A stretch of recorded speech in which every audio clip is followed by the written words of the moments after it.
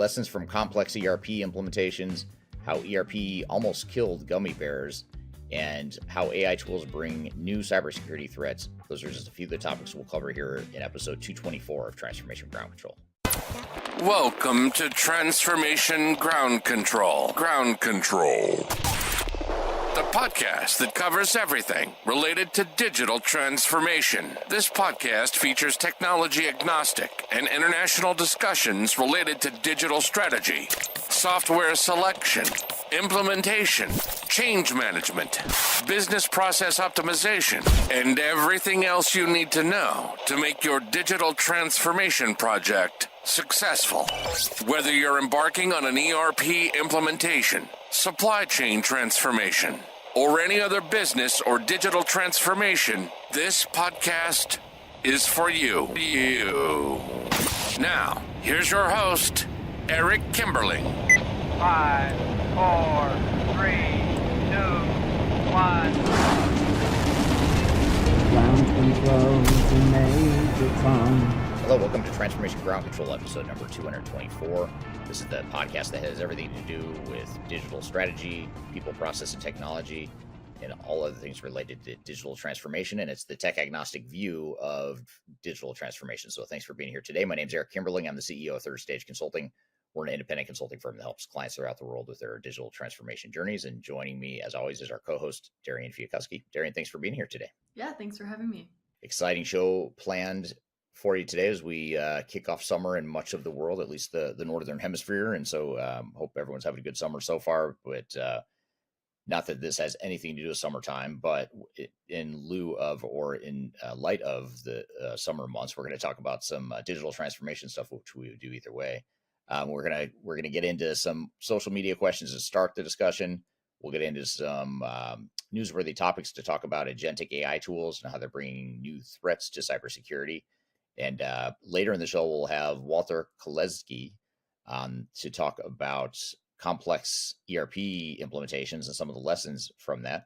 And Walter is actually a client of Third Stage, so it'll be interesting to get his perspective. He's a career CIO, has a lot of good lessons and battle wounds and battle scars.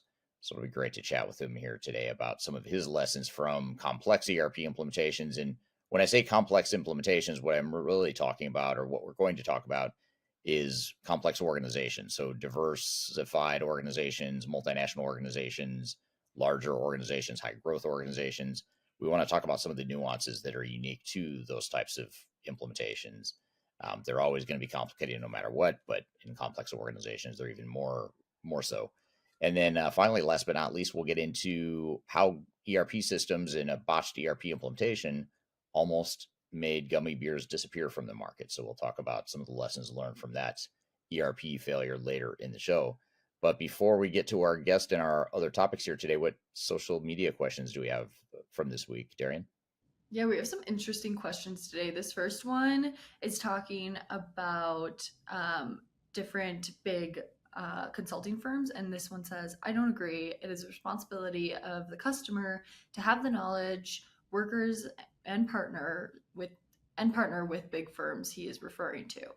Take guidance from large implementations and certain foundational principles, including tech charge, change management, governments, etc. Small boutique firms, you are screwed.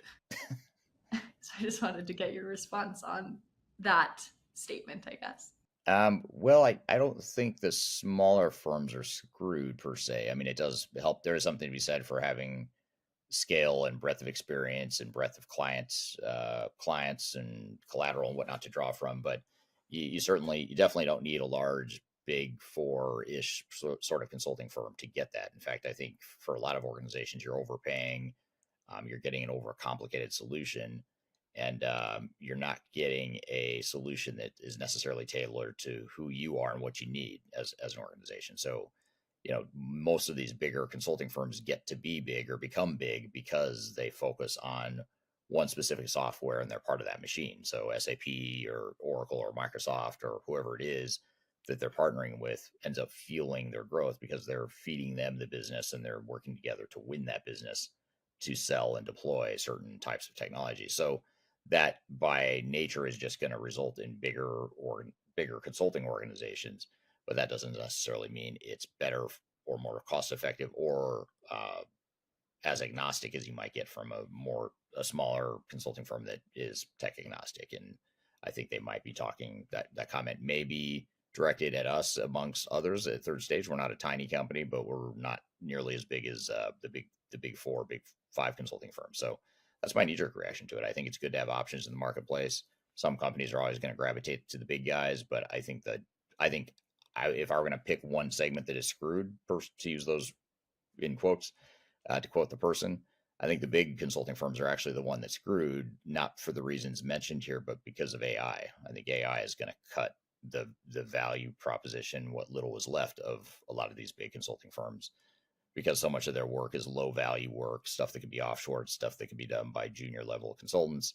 And that's the type of stuff that's more likely to get automated by AI. So if anyone's going to be screwed in today's day and age, it's probably going to be the big four consulting firms, in my opinion, or the bigger consulting firms, I should say. Yeah, that makes sense. And I would assume this question was probably guided at us to give you some more context. There was a winky face in there as well. So I'm assuming maybe a friendly dig. Yeah.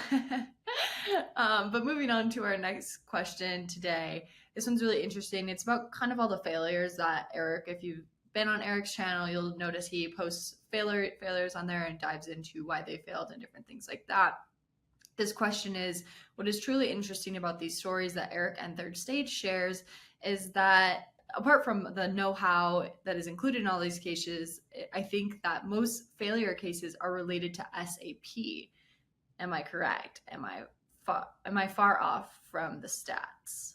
Yeah, that's a good question that I've gotten a lot over the years. I don't have data to prove or disprove that theory or that hypothesis, but my hypothesis is maybe a little bit different. I do think that most people hear about more SAP failures than any other vendor out there, but I don't think it's necessarily because of SAP as a product or a company per se.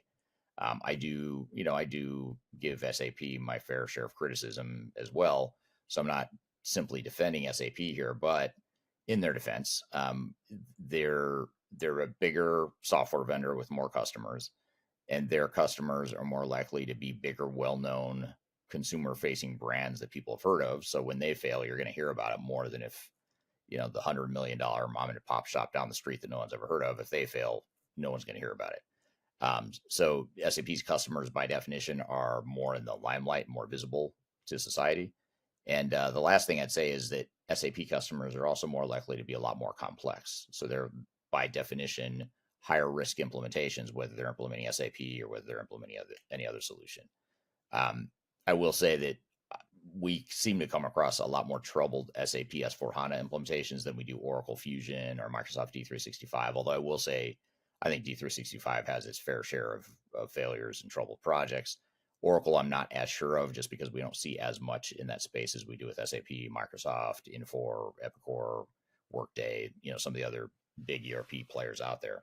But for the most part, I think it's pretty evenly distributed. I would love to see data that gives a more accurate representation of what patterns there are or aren't in terms of failures, but I haven't seen any. So I'd love to hear the feedback from the audience as well. See what you think.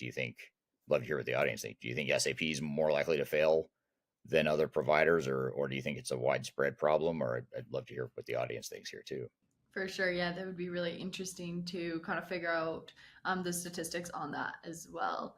Some good questions from the audience though today. And moving on though to our newsworthy topics of the day, we're going to start out with the growing challenge of the agentic AI sprawl. And so this article talks about, how as organizations deploy multiple AI agents across various platforms, they face increased complexity, security risks, and potential inefficiencies. Major technology vendors like Microsoft, AWS, Google, IBM, Salesforce, ServiceNow, Workday, and SAP are all offering agentic AI solutions. While these tools promise enhanced automation and productivity, the lack of standardized protocols and governance frameworks can lead to overlapping functionalities, redundant processes, and heightened security vulnerabilities. Security concerns are paramount. A recent study by Dimensional Research and SailPoint revealed that 23% of IT professionals reported instances where AI agents were tricked into revealing access credentials. Additionally, 80% noticed that these bots took unintended actions such as accessing unauthorized systems or sharing sensitive data. To address these challenges, experts recommended adopting an agent ops mindset, establishing an enterprise-wide process for lifecycle management, observability, security, and ROI measurement of AI agents. Implementing standards like Model Context Protocol or Google's A2A protocol can also help manage AI agent interactions and reduce the sprawl. So, Eric, given all of this, how can organizations balance the benefits of agentic AI tools with the risks associated with the agent sprawl in this article? Well, that is really interesting. I hadn't heard that before, so I'm kind of learning on the spot here with you in the audience. But that's really interesting. I could see how that would be a problem, and I suppose I mean, it's for sure a human issue, a human oversight, for lack thereof, issue. So making sure that people are still, controlling AI and not letting AI control too much, especially while we work out these sorts of kinks, because that's a really interesting point, that you could somehow trick an AI agent into giving sensitive information, whether it be credentials to log into the system or sensitive financial information, whatever it might be. I can see how that would be such a big risk. I thought where you were going to go with it, though, which is another risk of agentic AI, is just the cost associated with it, because so many software vendors, like all the ones that you mentioned in the article, so many of those vendors charge you by the agent, basically. So the more AI agents you have, you're essentially adding to your user base or your subscriber base, which increases, escalates the cost over time. I'll be curious to see if people sort of lose track of all these AI agents and start getting, billed to death for all these subscriptions or for payment on these AI agents that they're not using.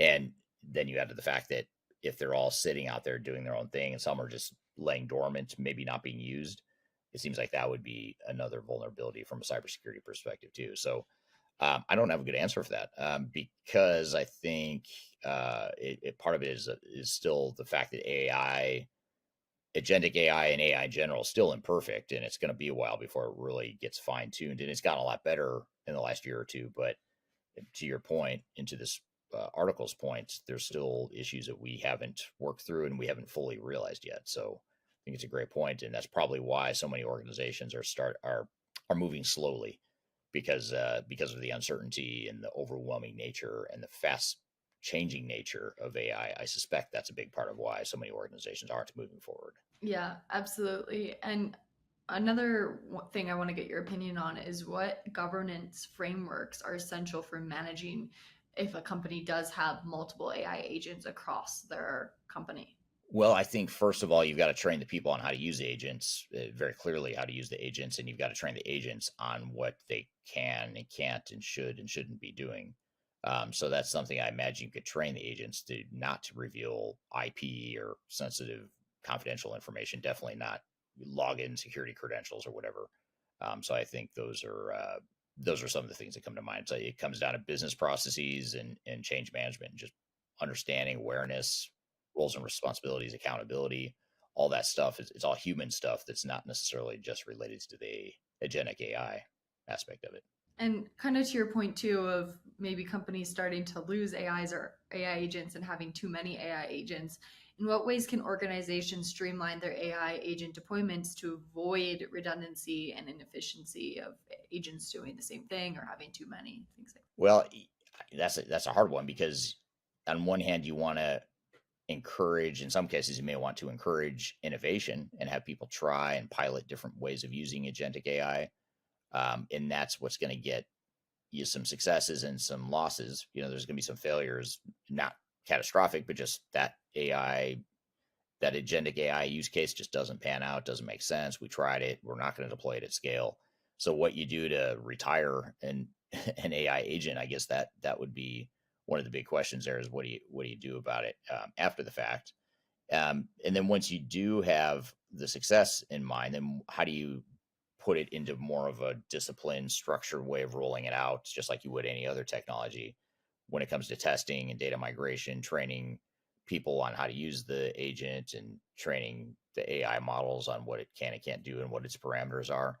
So all that, once you have that use case of where it could work and where you think you've proven out some value, sort of like a decision path. You either put it into more of a structured path of rolling it out at scale, or you retire it and bury it and say, okay, that didn't work, so we're going to turn that off, and we're going to have a disciplined process for how we close off that loop and basically end it, so that there's no usage of the AI from a cost perspective, but also from a cybersecurity risk perspective as well.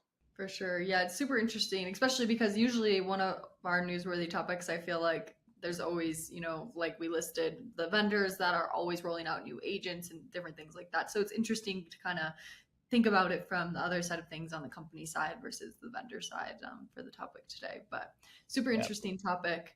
But I want to switch into our second newsworthy topic of the day, which kind of switches out of AI for once and goes more into digital transformation. So in April 2025, UK retailer Marks and Spencer, otherwise known as M&S, experienced a significant cyber attack, resulting in an estimated $400 million, I think that's around 300 million pounds profit loss.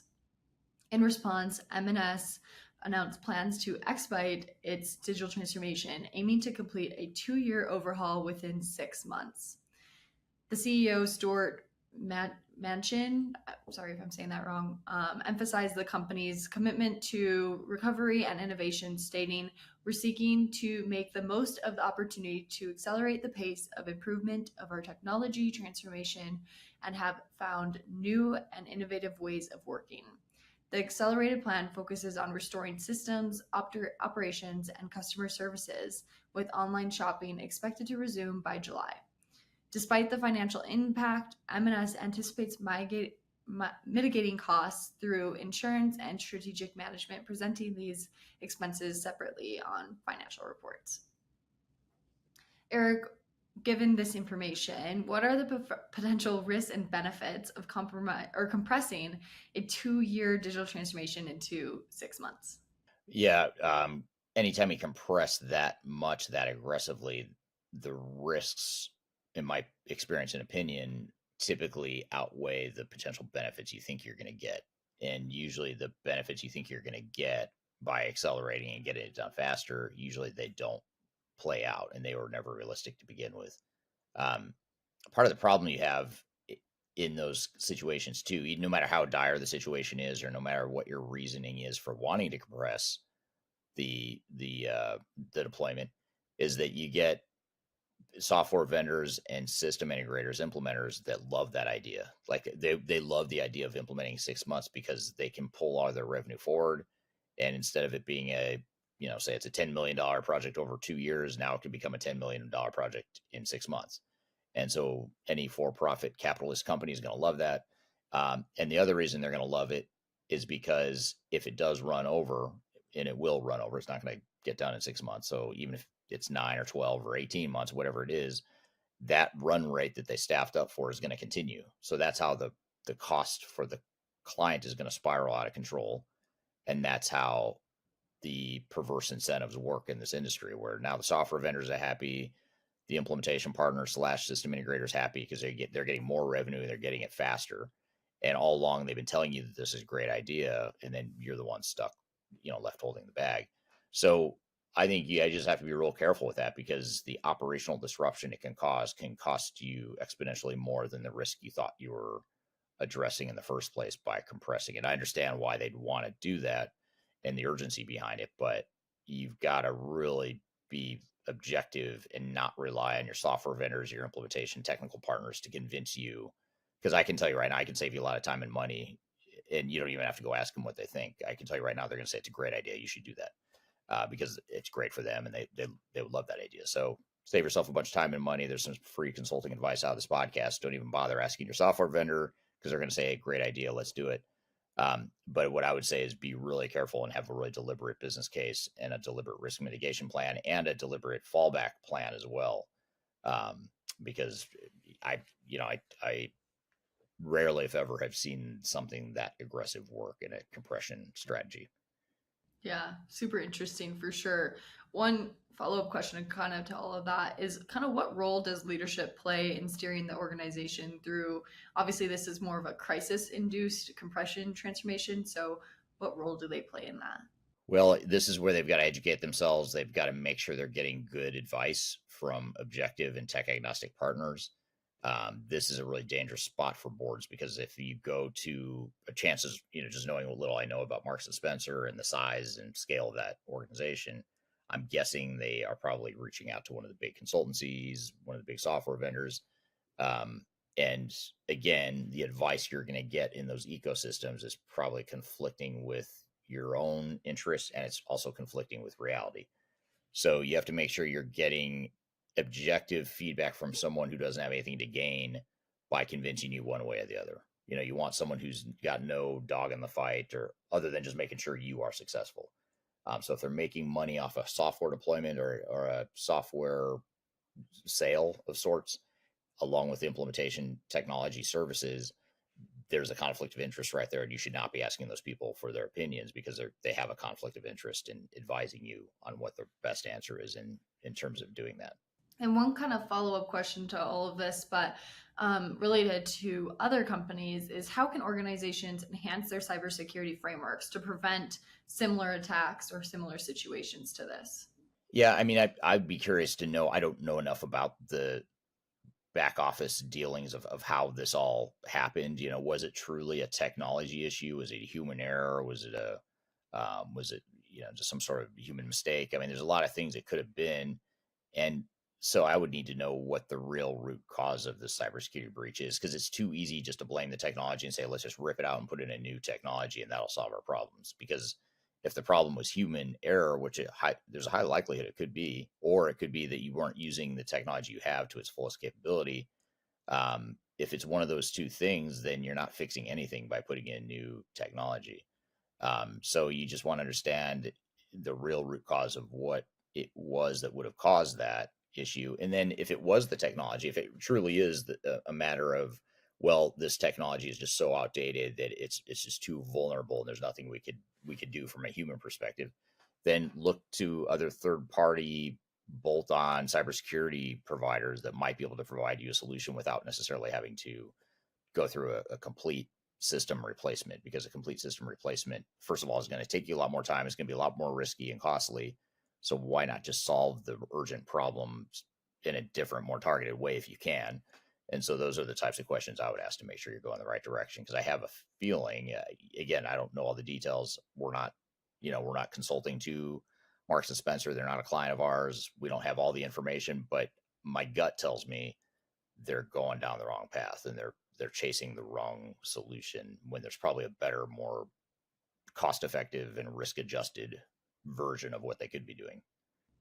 For sure. Yeah, that's some great advice for sure. But some interesting newsworthy topics today, and I'm excited to get into this conversation with Walter.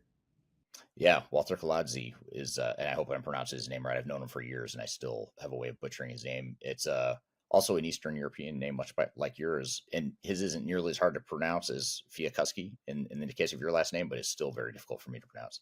So we'll call him Walter for now. We'll tag him on the episode here, but Walter is a career CIO. He's a past client of Third Stage Consulting, and I really wanted to have him on the show, which we've never had him on before.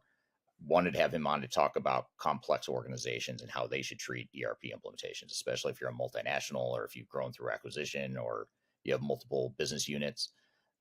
Those sorts of things that make you complex make your ERP implementations more risky and more costly. So what is it you can do to navigate it, and what are some of those nuances? So that's the kind of theme that we want to focus on with Walter. And then later in the show, we'll talk about gummy bears and Haribo in particular.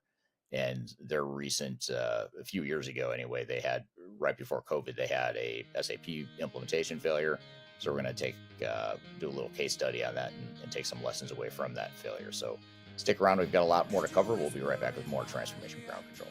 things you wanna feel, I'll give you anything to feel it coming. Do you wake up on your own? I wonder where... I'm excited to announce the release of our 2025 Digital Transformation Report. It's available now on the Third Stage Consulting website, www.thirdstage-consulting.com. This report gives you an unbiased, technology-agnostic insight to help you optimize your organization's projects for success. Get your copy today using the QR code in front of me or on our website.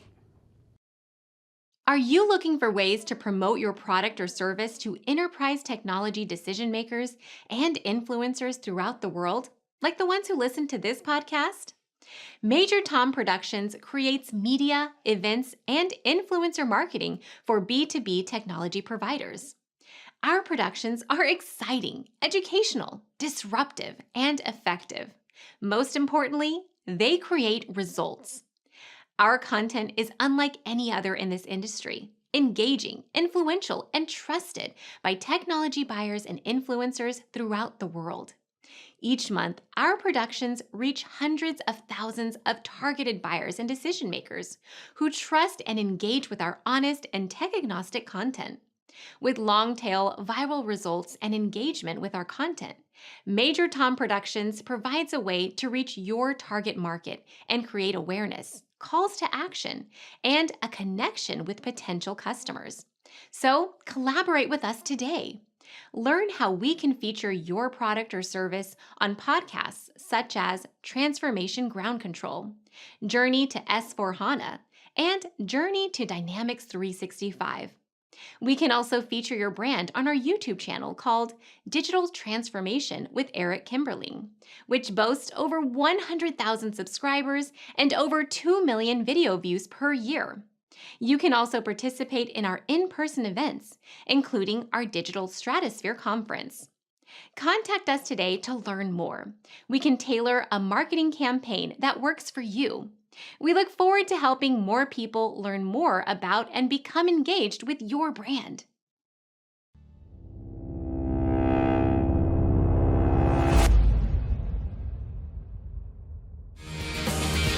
And I'll do anything you ever dreamed to be complete.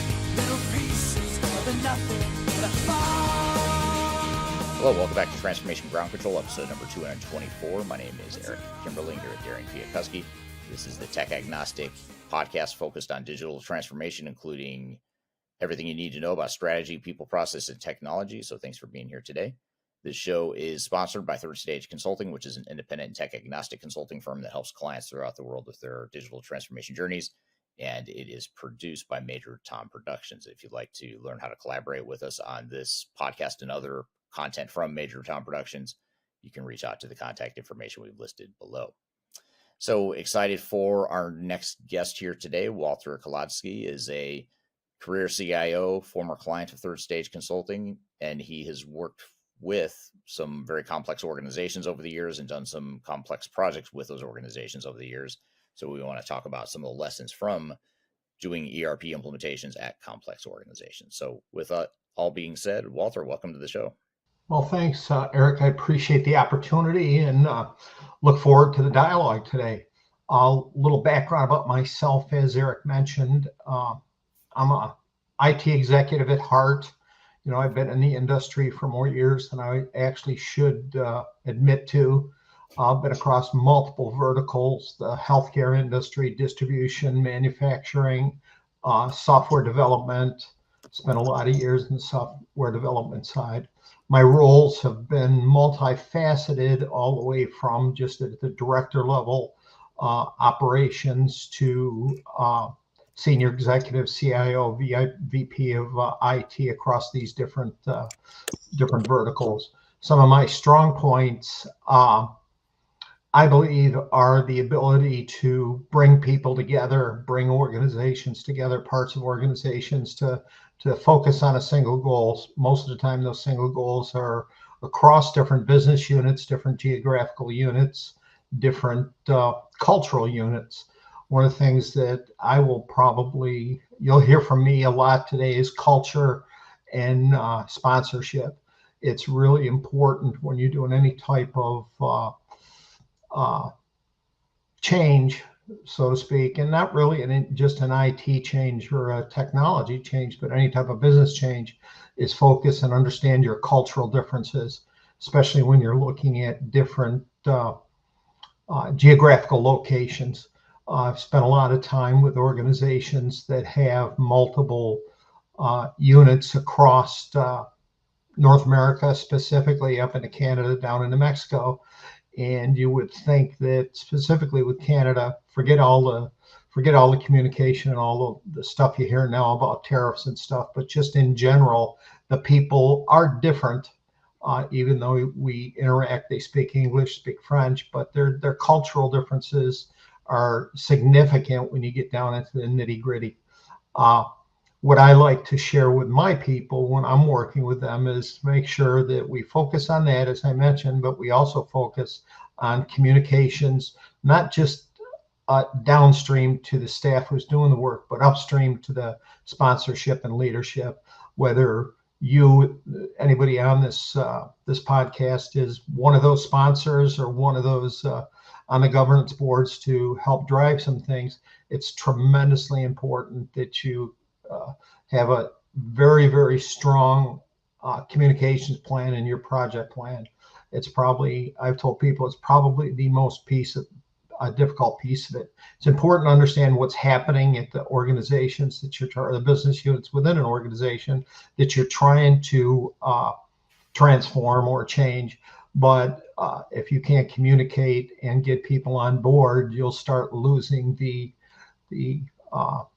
team, the project, the people, and everything along those lines.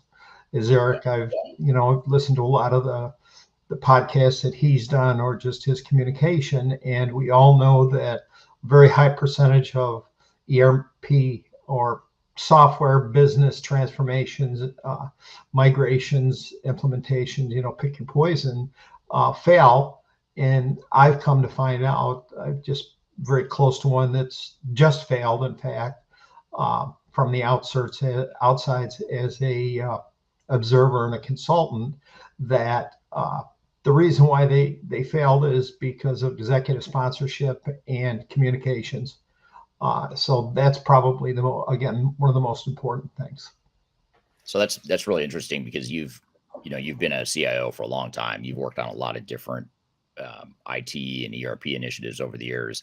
And it was interesting, just in your introduction, right away, you're gravitating not to something technical, but to something very soft when you talk about culture and sponsorship and communication, general change management type stuff.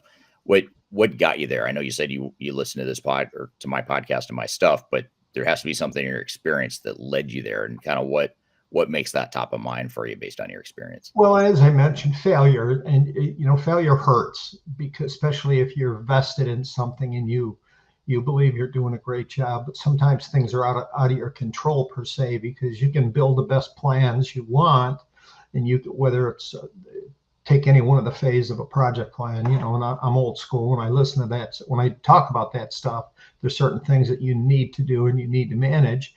And it took me a while to understand how important communication was. Again, not just to the sponsors or the executive team that's charged you with doing this, but across all facets of the organization. And just a key point is communication is important, not only to just the team and the people involved in the project and in the transformation, but also to the people outside of it, the everyday people who are only going to be affected by the end product. They're not involved in if you take a manufacturing facility, there's a lot of people on the lines that are doing the manufacturing or distribution or warehousing that aren't really part of the transformation or project. But it's important to have a communication plan to be able to let them know what the status of things are also. Because when you start, what I found, and it's happened to me before, what I found is when you don't communicate with at that level, a lot of the uprising comes from the people who don't understand really what's going on. It's just like in your personal life. if you're not communicating with your family, friends, peers, so to speak, they make assumptions on things, and then they make bad assumptions sometimes because they're not fully versed in it. As far as the cultural differences, and Eric and I had this conversation a month ago or so about one of the groups that I worked with. It was a company built on acquisitions. Okay. And the acquisitions, and I don't mean this any type of negative connotation at all, but the acquisitions were primarily mom and pop type shops in the manufacturing space. And it took a while for us to really grasp the fact that some of the people critical people in some of these business units, manufacturing plants, and I'm talking smaller ones, maybe 40 people at the plant or not, but they've been doing what they've been doing for 10, 20, 30, 40 years, and they've been doing it a certain way. Now you're coming in as an outsider.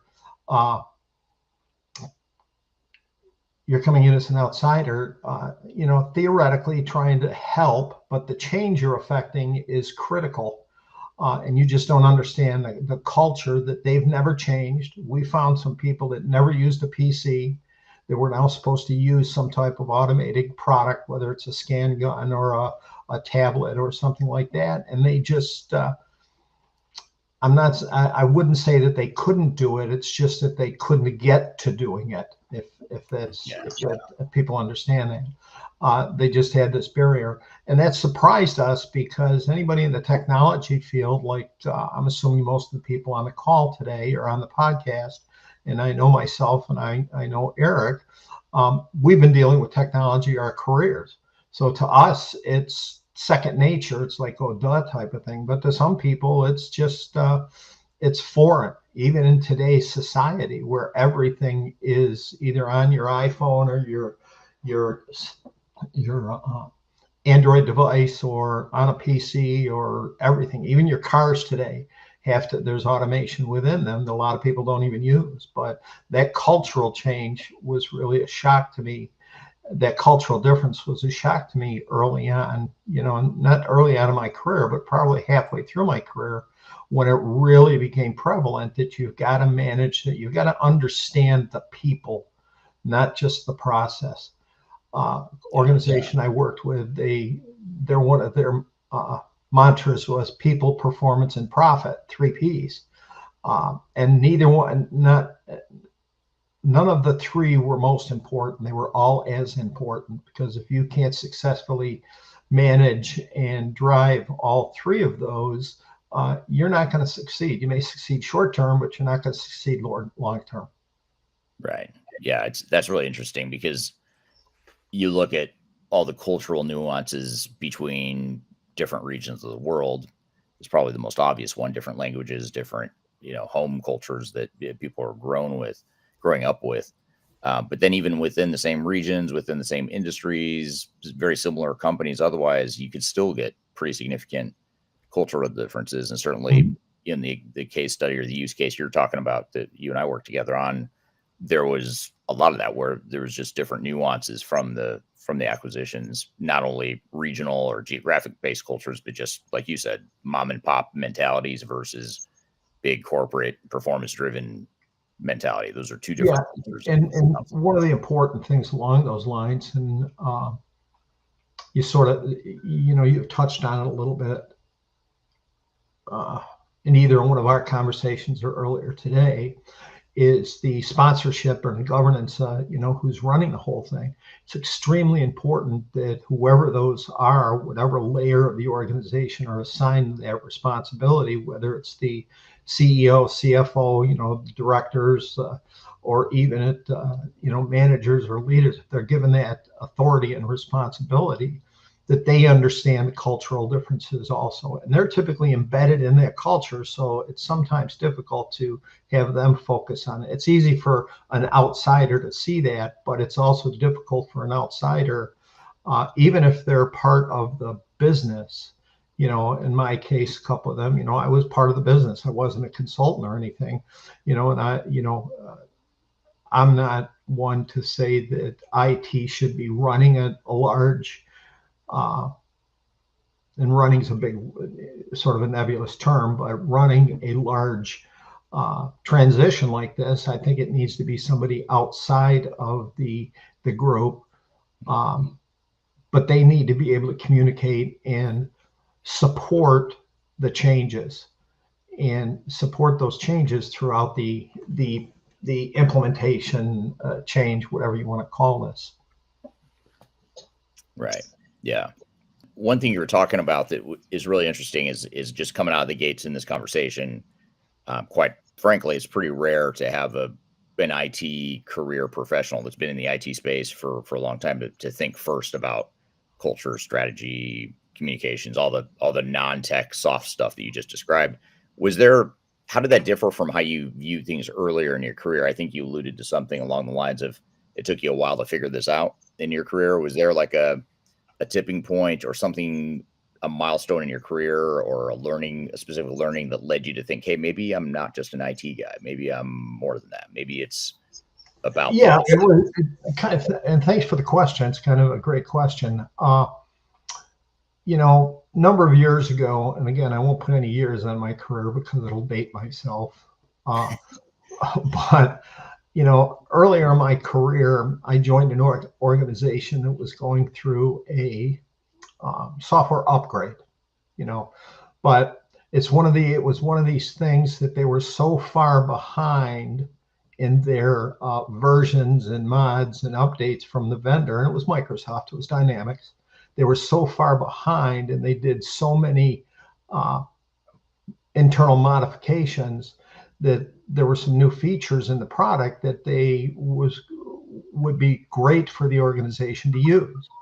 Okay, and so it was a re-implementation. It turned out to be a re-implementation. It wasn't an upgrade. Okay, which is totally different. Anybody who's involved with this understands upgrade is totally different than a re-implementation or an integration or anything else we do. And I was brought on to do the upgrade because of some past experience I had, and it was very, very clear to me relatively soon. And I had an advantage in this organization because I had a close friend of mine who had actually worked for me previously at a different company that was running one of the business units. Okay, and he was an IT professional that transitioned into operations management. So he had a great understanding of both sides of it.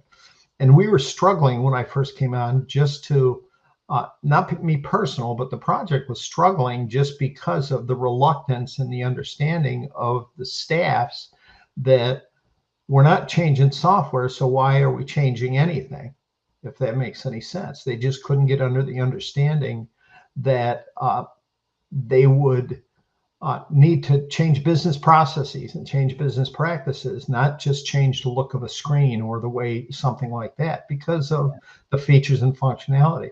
And there was a lot of reluctance there, and it wasn't that they didn't know the software or they weren't technically savvy. It's just that they didn't understand, and the people who had the positions prior to me at that organization always would defer to them on changes. Tell me what you want and we'll make it happen. That drove all the customizations. Similar to the one that Eric and I worked on together. Tremendous amount of internal customizations over the years that to either roll them out or change the process. That's what ultimately was one of their downfalls, if there was a downfall, was that. So it was the issue of just asking the people what they wanted, but not giving it to them, working with them on solution sets. That was a culture change. Previously, it was okay. We in IT years ago was saying, okay, here's your software, use it, and we'll help you use it, but you use it the way it is, sort of one of those axioms that I've heard said, we're from corporate, we're here to help. And makes everybody run out of the room and with Right. their hair on fire type of thing. But that helped me understand that I had to be a business partner with the units and their cultural aspects. And I had to change my thinking, and I had to help my team change their thinking too, because the majority of them were used to the same thing of, okay, we're going to come in, we're going to talk, and then we're going to design it the way we think it works, and then you're going to use it. Well, that's not how it works today, because a lot of the stuff that we do, and it's a lot of the stuff that is technology proficient today, and then across any industry, I've heard people say that, oh, well, my granddaughter is doing this on her same thing on her iPad at home, and she can do it better and faster.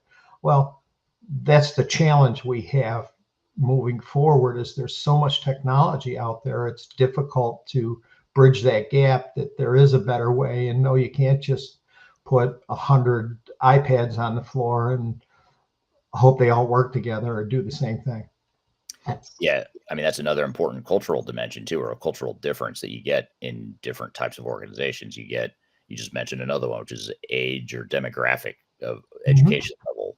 All those things are kind of can be subcultures within the same organization, or different cultures across different companies, different parts of the world. And like I said, even in the same industry, same part of the world, same size company, all that stuff, you could still have different cultures just based on what you just said.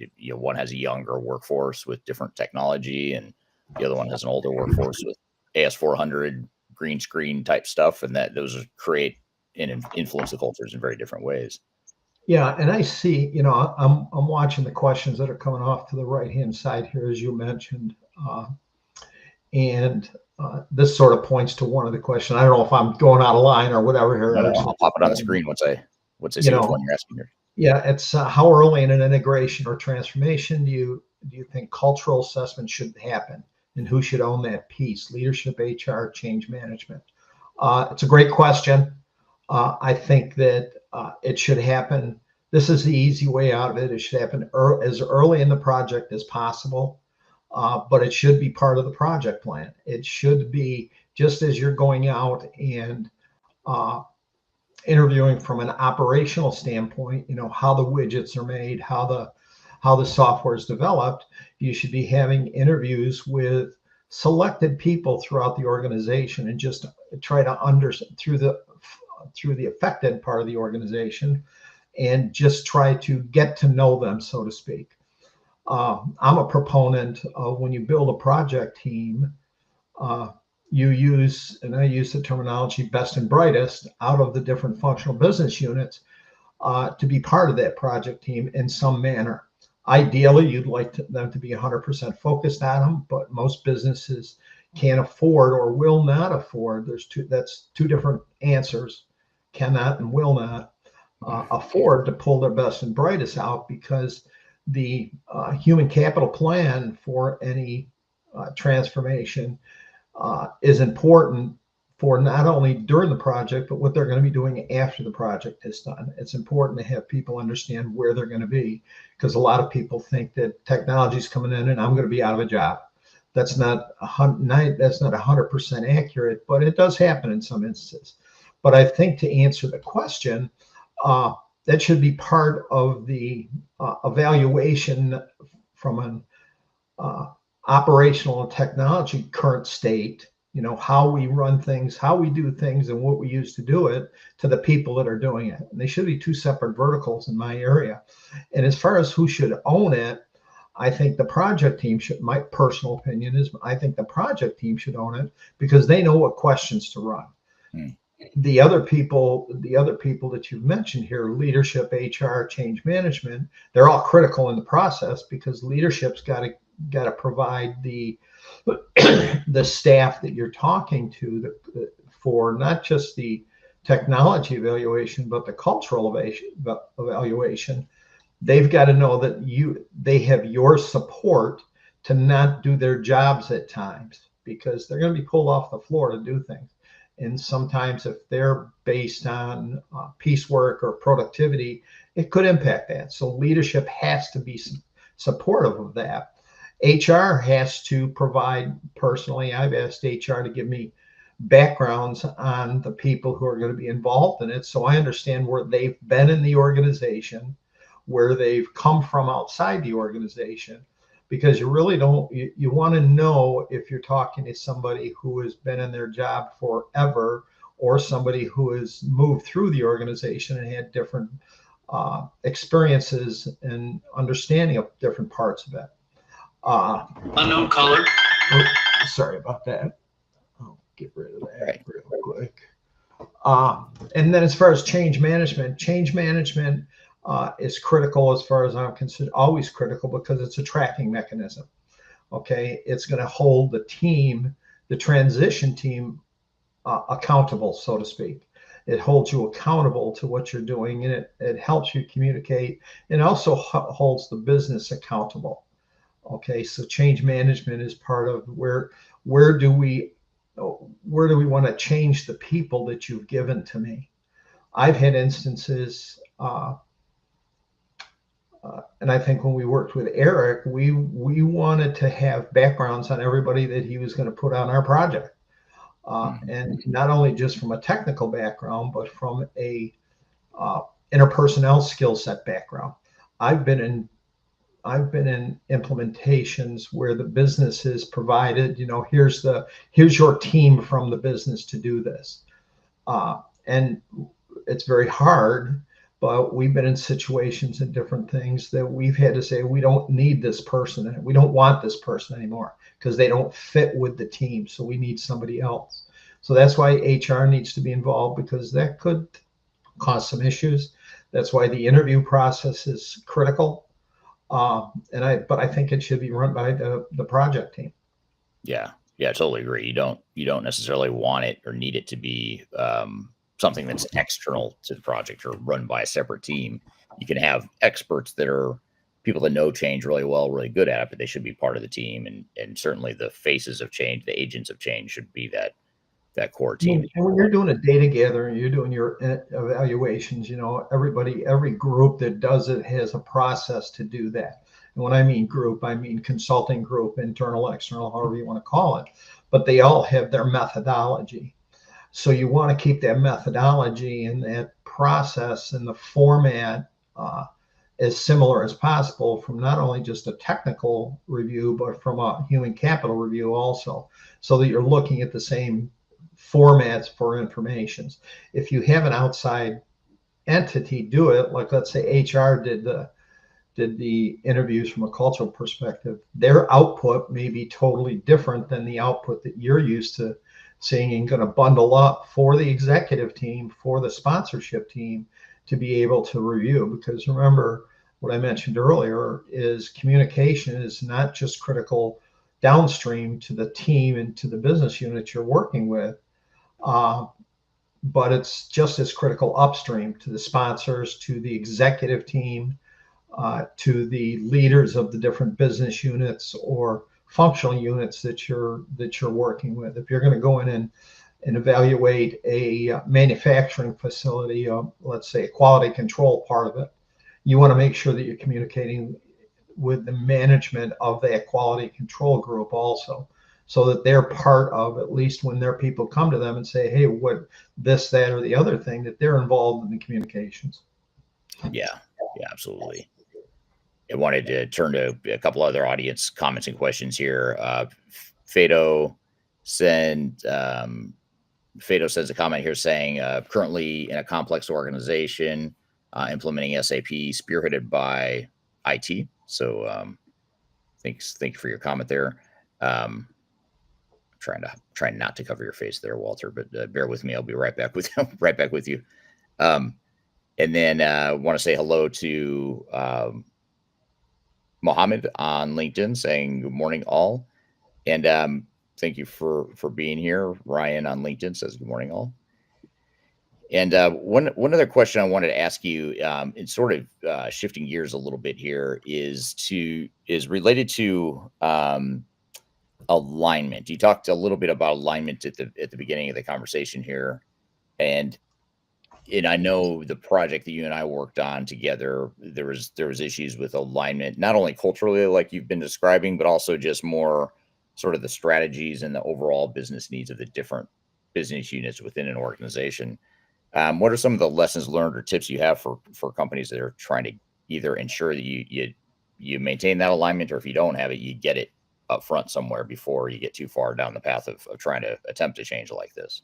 Well, I think if I understand the question, Eric, it's alignment on the end goals. It's the objective. It's where you want to be at the end of the day, so to speak. And it's critical that communication can be drafted by the project team or the consulting group or the implementation group, whoever's doing it. But it's got to come from.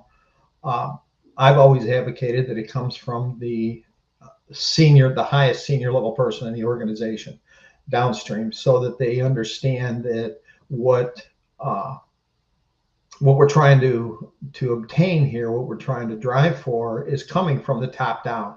It's not from the consulting group, because again, outsiders are typically frowned upon when they're saying, hey, you've got to do it this way. The overall goal and objective alignment is such as we're streamlining parts. We want to make sure that all of our parts are, even though the one business that I worked with manufactured items, bathtubs, for lack of a better way to put it, multiple different acquisitions manufactured them. But as you can imagine, as they were mom and pop shops, each one of the parts were called different things, were numbered different things, even though they were identical, or supplies, a type of steel or a type of epoxy was same thing, even sometimes purchased from the same vendors, but in their business system, they were named different things. So one of the objectives here was to streamline that as much as possible. So from a purchasing perspective, from a ordering perspective, from a sharing of resource perspective, if I called it A, you called it A, type of thing. Now you can do a lot of things with technology nowadays to have cross-identify these things, alternate part numbers, so to speak. But that type of alignment is critical to come from the top down, from a human capital, perspective.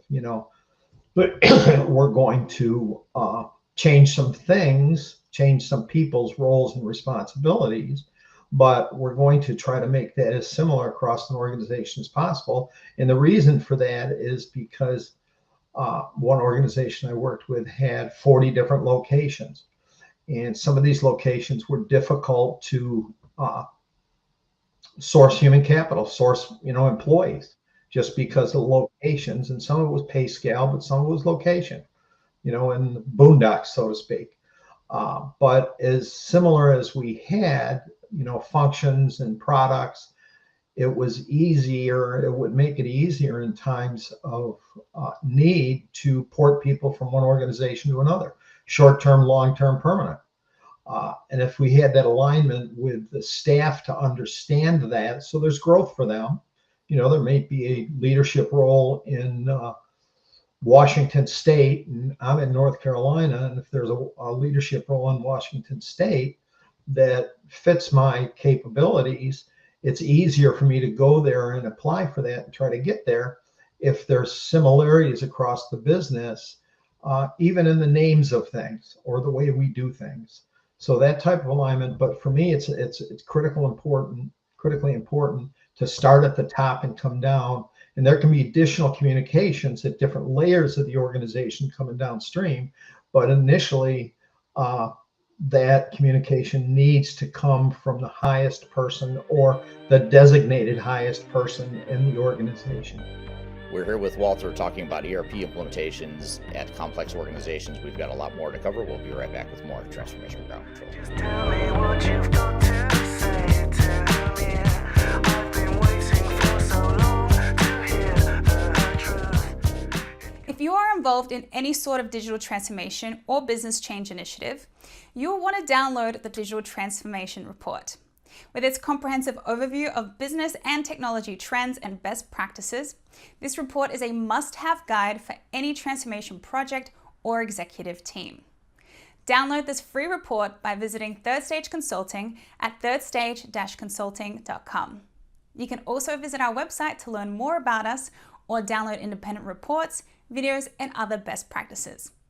Again, visit thirdstage-consulting.com today to learn how you can take your transformation to the third stage of success. I want to invite you to join me and other thought leaders in the digital transformation space to Stratosphere 2025. It's an annual conference we've hosted now for 7 years in a row. It's a great event. It's live in Denver, Colorado, but we're also offering it virtually via hybrid tickets. And we're going to have a lot of different speakers here, including myself as a keynote, as well as others that you may know from the industry. And this is a perfect conference if you're interested in any sort of digital transformation, including ERP and CRM and HCM. And actually the theme for this year's session is AI and how AI is affecting all different types of digital transformation. But in addition to AI, we'll also talk about the fundamentals of digital transformation, including program management, evaluating the right software, digital strategy, change management, process improvement, all the things you need to know to make your project successful. It's also a great way to network and learn from others. So just being part of a community that is also like-minded and going through the same things you are, that's another value. And you can join, like I said, remotely, in person, and you can also buy VIP tickets if you'd like more exclusive access to me and others from the Third Stage team and other speakers that are going to be there. So I hope to see you soon. Check out my discount code below for discounted tickets. You can go to stratosphere2025.com for more information, including the full agenda, and I hope to see you there. Are you looking for ways to promote your product or service to enterprise technology decision makers and influencers throughout the world, like the ones who listen to this podcast? Major Tom Productions creates media, events, and influencer marketing for B2B technology providers. Our productions are exciting, educational, disruptive, and effective. Most importantly, they create results. Our content is unlike any other in this industry, engaging, influential, and trusted by technology buyers and influencers throughout the world. Each month, our productions reach hundreds of thousands of targeted buyers and decision makers who trust and engage with our honest and tech-agnostic content. With long-tail viral results and engagement with our content, Major Tom Productions provides a way to reach your target market and create awareness, calls to action, and a connection with potential customers. So collaborate with us today. Learn how we can feature your product or service on podcasts such as Transformation Ground Control, Journey to S4HANA, and Journey to Dynamics 365. We can also feature your brand on our YouTube channel called Digital Transformation with Eric Kimberling, which boasts over 100,000 subscribers and over 2 million video views per year. You can also participate in our in-person events, including our Digital Stratosphere Conference. Contact us today to learn more. We can tailor a marketing campaign that works for you. We look forward to helping more people learn more about and become engaged with your brand.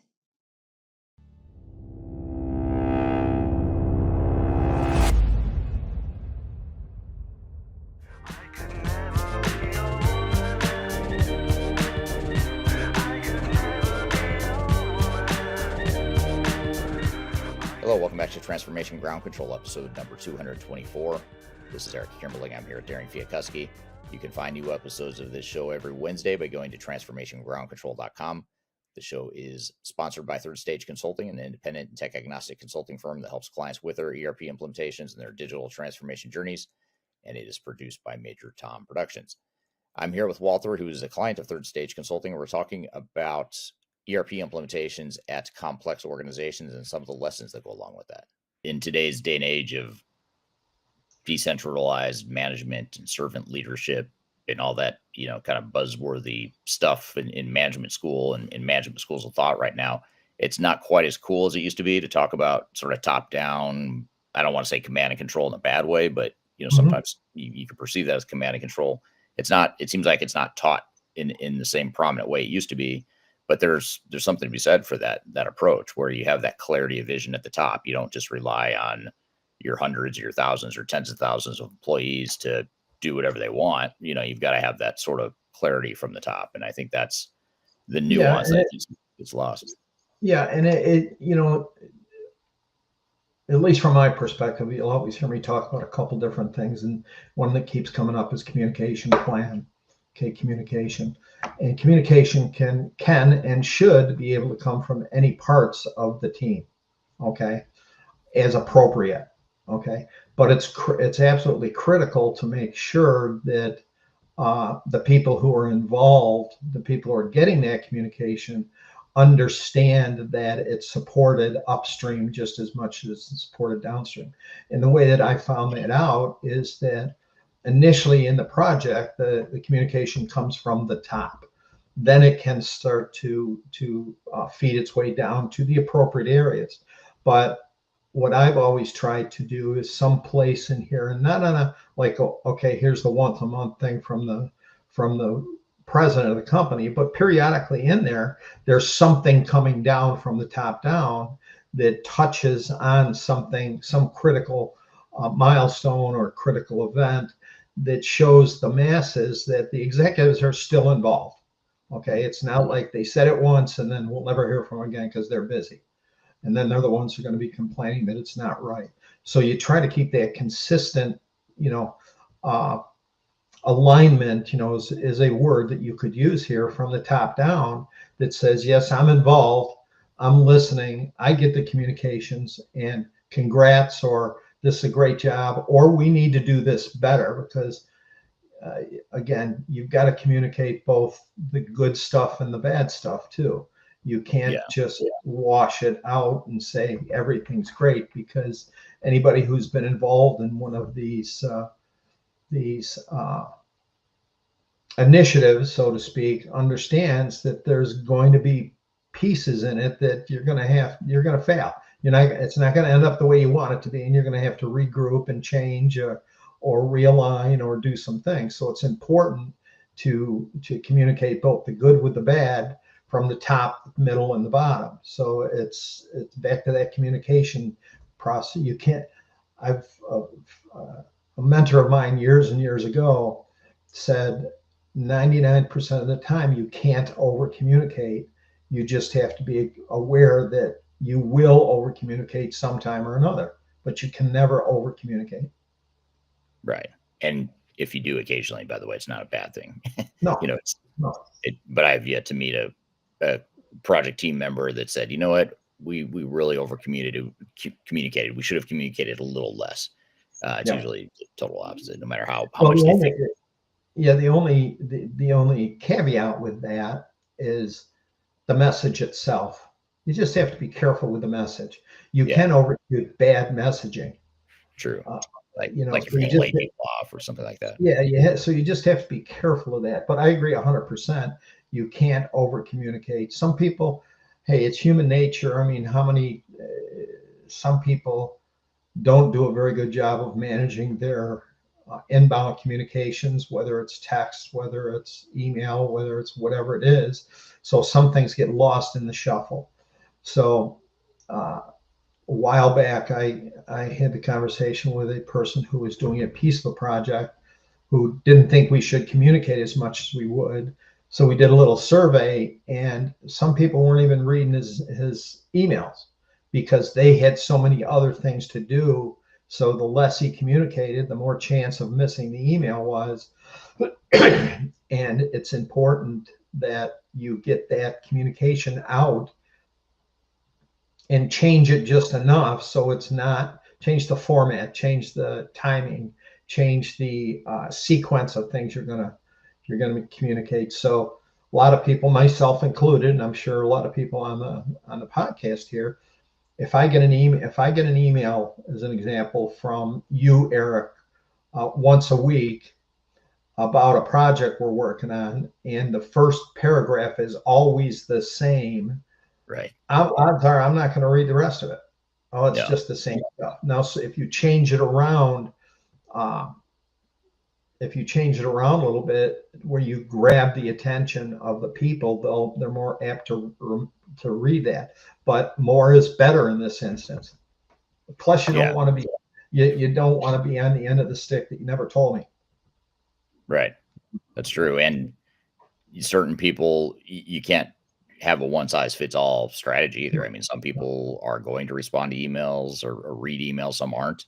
Some are just going to absorb information better verbally or visually, whatever it is. We've all been in situations where whether we've been in a call like this for an hour and it just happens we get 50 emails and it's going to take us a while to go through that, and someone's going to get a little upset you didn't respond in time. You didn't respond to them, to something critical. So it's important that sometimes you just keep it up and keep it up. And, unfortunately, it's the shotgun approach, but you just keep pushing it out there, changing the message enough so that people don't think it's the same message. Did I read this one before? Yeah, I think I did, and just delete it or put it in the bit bucket, so to speak. Right. Now, you were talking about a moment ago, you were talking about, messaging that has to come from the top down. And I want to come back to that whole, I guess I'll call it management style, but I want to kind of shift into decision-making style here as well. But when we look at our clients that are like the company you worked for that we helped you with a few years ago, any company that's grown through mergers and acquisitions, and especially if they've grown through, or even if they've grown organically, certainly if they have operations that are diversified in different countries and or different product lines. One of the things that we see with a lot of our clients, probably most of our clients in those cases, is that the executives have this utopia vision of how things could be. They think, okay, what if we all start acting like one company, which on the surface sounds great, right? Like, let's act like one company. Let's have one set of part numbers, like you said, or one nomenclature for naming parts. Let's consolidate our suppliers. Let's consolidate our systems. Let's move to a common set of business processes, and think of all the money we could save and how much more efficient we'll be. And, the benefits in the business case usually looks pretty good, but when the rubber meets the road, it's a lot more difficult to do that than it sounds. What has your experience been as far as finding that right balance between that sort of utopia of one common company, one common platform, tool set, processes, all that stuff, versus let's go buy these companies and let them be decentralized and independent or somewhat independent? How have you found success navigating that trade-off or that continuum that you've got to navigate? Well, there's a couple different answers to this, I guess. Maybe not different answers, but different views of this. And I'll start at the structural perspective, I guess, is what I've always tried to do is to make sure as we're building our teams, okay, and the different, let's say, make it easy, logistics, shipping and receiving. Every facility, every manufacturing facility has some shipping and receiving. They got to receive parts to build. They've got to ship out the end product. How you do that can be tremendously different based on the culture and the way a company is organized and the way a company is built up and their current technology and their current people. Okay. So one of the objectives is to streamline that and make it efficient as possible. What I found to do is to, when you're building your team from these different locations, I mentioned earlier that we had 40, 50 physical locations. You're not going to be able to bring in 40 to 50 logistic leads and try to understand. So you try to go through your surveys and understand the business unit that's doing it most efficiently today, and bring in people from the other business, one or two business units that are not as efficient, and bring them in and have them communicate and be part of the solution set, identifying the solution set and the constraints of the new product that you're going to implement. And we found that the best way to do that is to have them hash out a solution set, visit both sides of the equation, so to speak, go to one plant, go to another. And then if they can't agree, which sometimes happens, we don't want to change, you've got in your structure that you should build for your, as you're building out your plan, you should have an organizational structure associated with that of who's responsible for logistics, so to speak. Okay. and then drive that change up to that person to help make the change. Okay. So that's how you get through that. And if that person just can't, and I found that we've all found this, somebody just doesn't want to make a decision because they don't want to go ahead and upset the two ways on it. You've got a path to be able to drive it up to the next layer. Okay. And somewhere along there, and this is where it's critical that you get the support of the executive team and the sponsor, that they've ultimately got to make a decision based on directionally where the business wants to go. It may cost more and hurt more to change to a different way of doing something. But if the end goal is best for the business and the vision for the business at the executive team, that they don't always articulate their vision very well. We all understand that. I've done that myself. I'm sure anybody who in a senior leadership role has looked back and said, I could have communicated that a little bit better. They don't always articulate that well, but they have to have the ultimate decision if the staff can't come to agree with the decision. Because sometimes staff doesn't want to say, do it this way, because they'll be held accountable for it, and they don't want that accountability. And I get it. I understand that. But it's got to be driven up. And that's to me how we get that alignment when you start working in a leadership role or a directional role. And if they can't agree on changes or ways to do things, it's got to have a layer to go up, because the consultant group, and I'm sure, Eric, you've been in this many times, myself, even if a consultant group, if I'm part of the organization, I'm not going to be the one to absolutely tell a logistics group, you have to do it this way. I'll help them decide it based on the technology, current state and future state. I'll help them understand the value proposition, so to speak, of doing it a way. It may be painful today, but downstream it will. But I'm not going to say you have to do it this way. That's got to come out of the business units, so to speak. Yeah.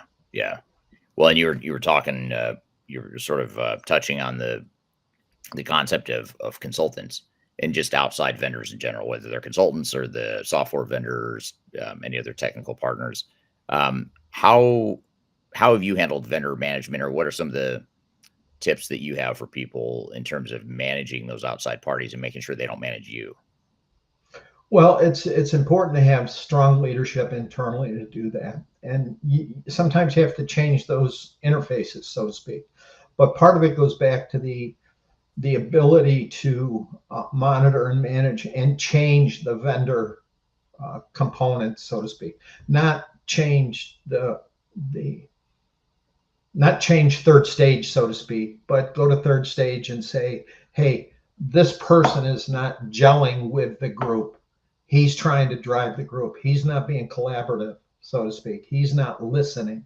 Right. He's got it in his mind, which may end up being the right way to do it, but he's got it in his mind, you have to do it this way. And he's trying to convince them without getting them on board.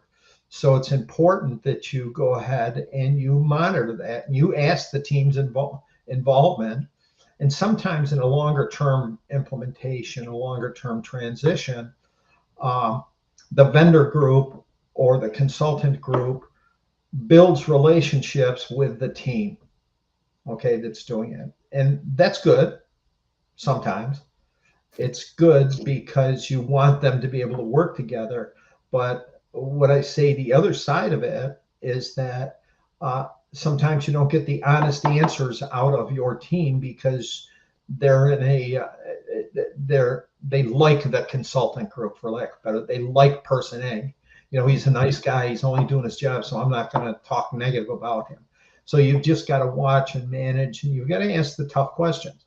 And you've got to ask, and that's to the people that are involved directly with the consultant groups, or in the field or on the floor, so to speak.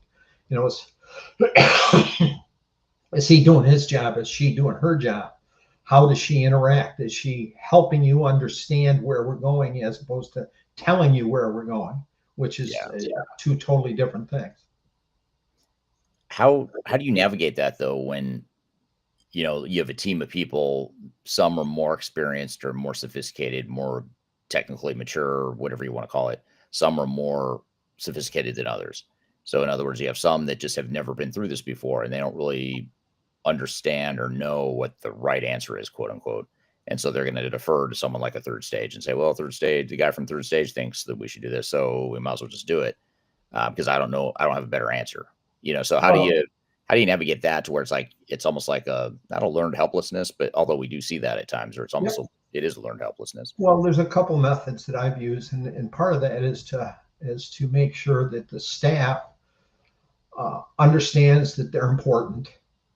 They understand that they're on the team because they're important. They're on the team because they've got domain knowledge, they've got technical knowledge, they've got interpersonnel skills. Because I put people on teams that are just able to be part of a team, may not have the technology behind them or the business savvy behind them or the manufacturing knowledge, but they're able to be part of a team and they can learn.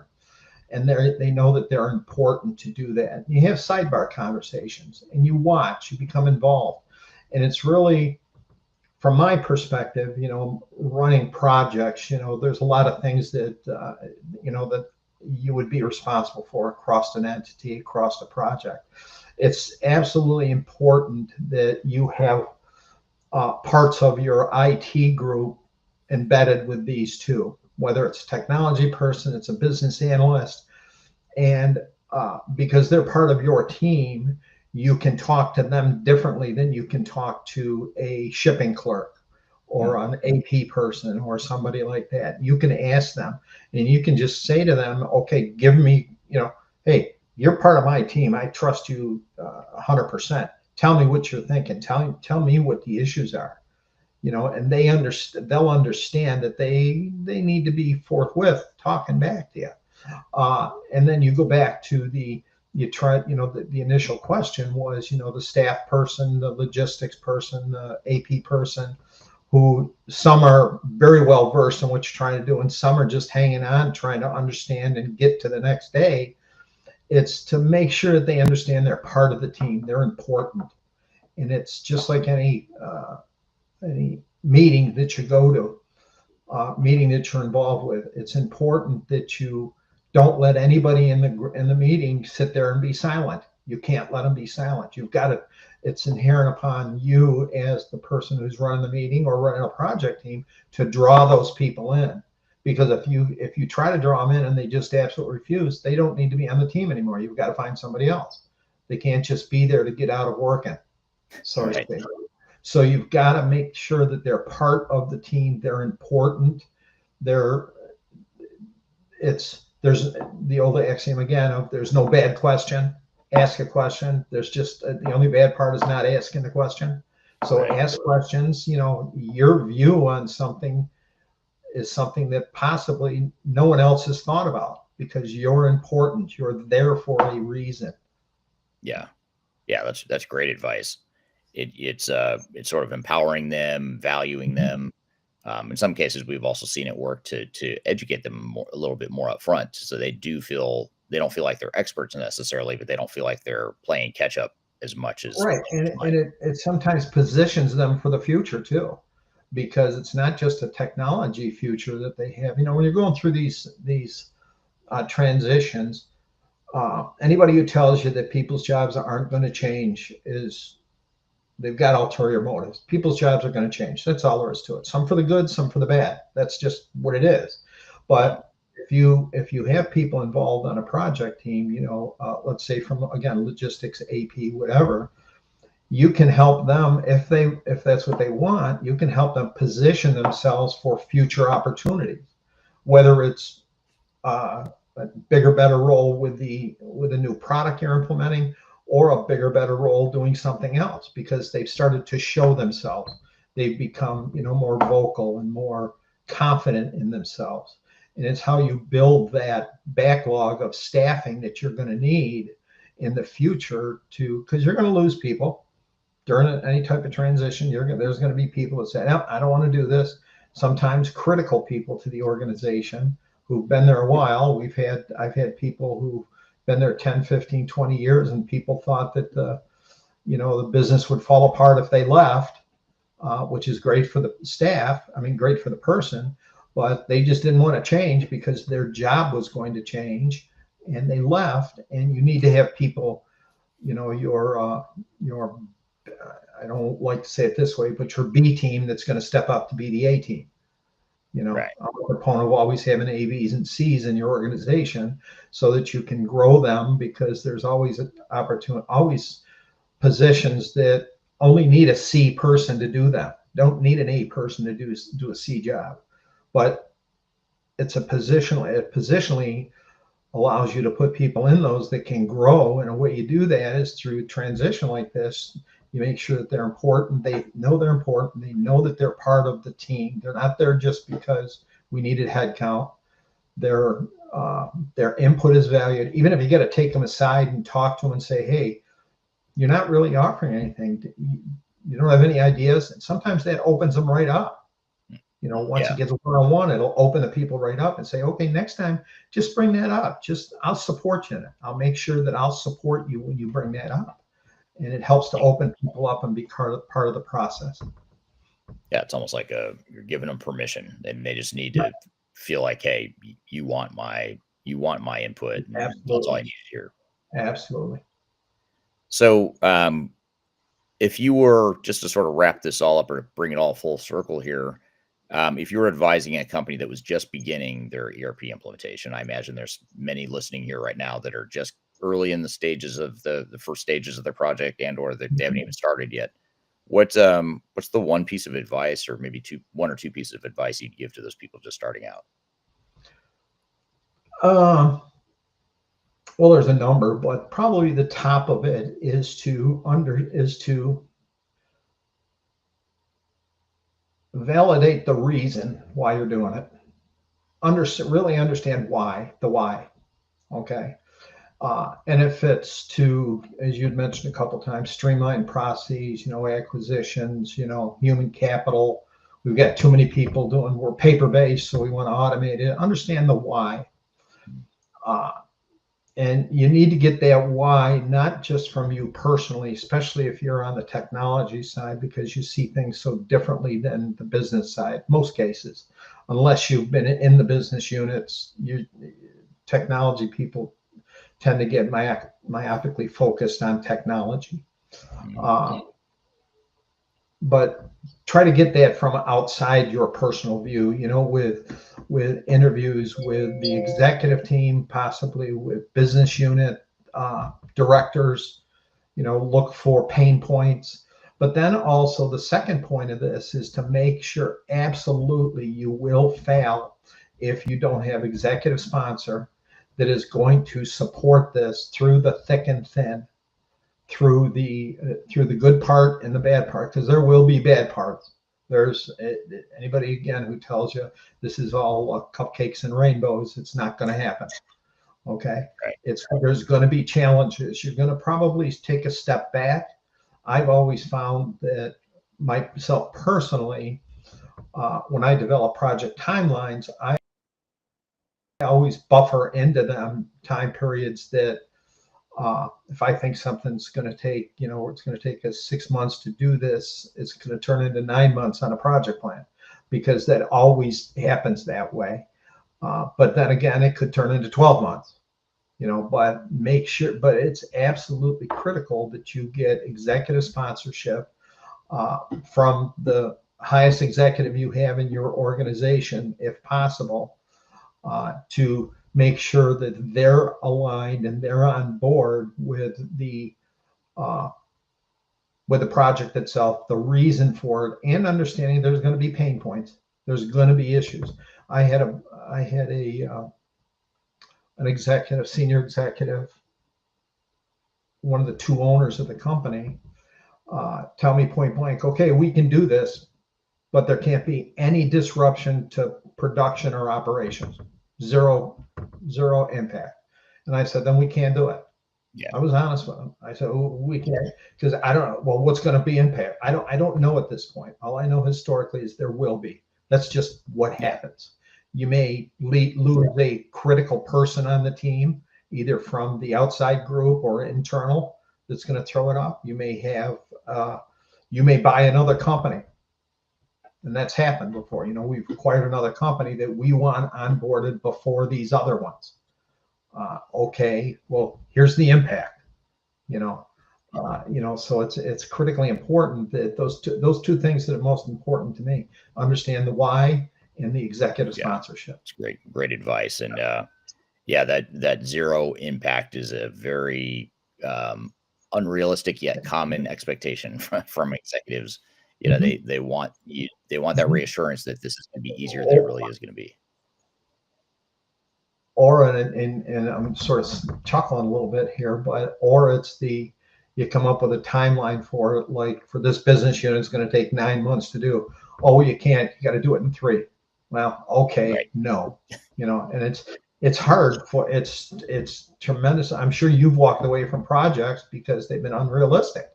It's difficult when you're an internal employee to tell an owner of the company, sorry, we can't do this. We can do this if you give me every you have that I ask for, no questions asked, to be part of the team. But you can't do that because then it's going to impact the business, because they don't have a backup. They don't have a human capital backup plan, and they don't want to hire people that potentially they're going to have to let go at the end of the project because you're double staffing or third staffing again to do this, which you need. So you've got to balance that. But I've had multiple executives say, well, no, I had at this one company I was at before you were involved, they had a goal to change all of this. Is when they had 7 business units. They wanted to take the business units and make them all on the same ERP system. And their methodology was, even though the business units were totally different in their manufacturing processes and their internal developed processes, they wanted to do one unit, take like 6 months to one unit, take all the lessons learned in the processes, drop them into a next unit and have it done in 30 days. And then the next one in 30 days, the next one in 30 days. And I came on board when they were starting, and I said, that you can't do that. I almost was off-boarded real quick, but I said, you can't do that. It's just, if you talk to the people, do you understand what they do? Well, yeah, they make bathtubs. Well, okay. This is plastic. This is enamel. This is metal. This is this. It's totally different processes. Yeah. Did you get highly tenured people that had been there for longer than you, saying like, who's this guy? Why do we hire this guy to come in and tell us? Absolutely. We brought him on for this. Yeah, exactly. He's going to tell us no on day one. What's that about? Yeah. Yeah. Well, in one thing I've seen work too, just as a sort of a side note on that, is if you give people that 9 months versus 3 month example you just gave, it's going to take 9 months, but they say, no, I want it done in 3. A lot of times what I found to be successful is rather than necessarily saying no, I'll say, okay, you want to see what 3 months looks like? Here's what it looks like.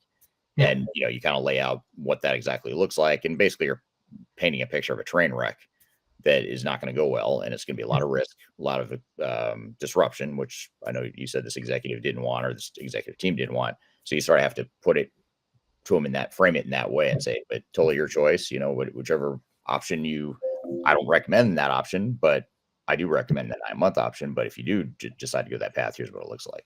Yeah, absolutely. Yeah.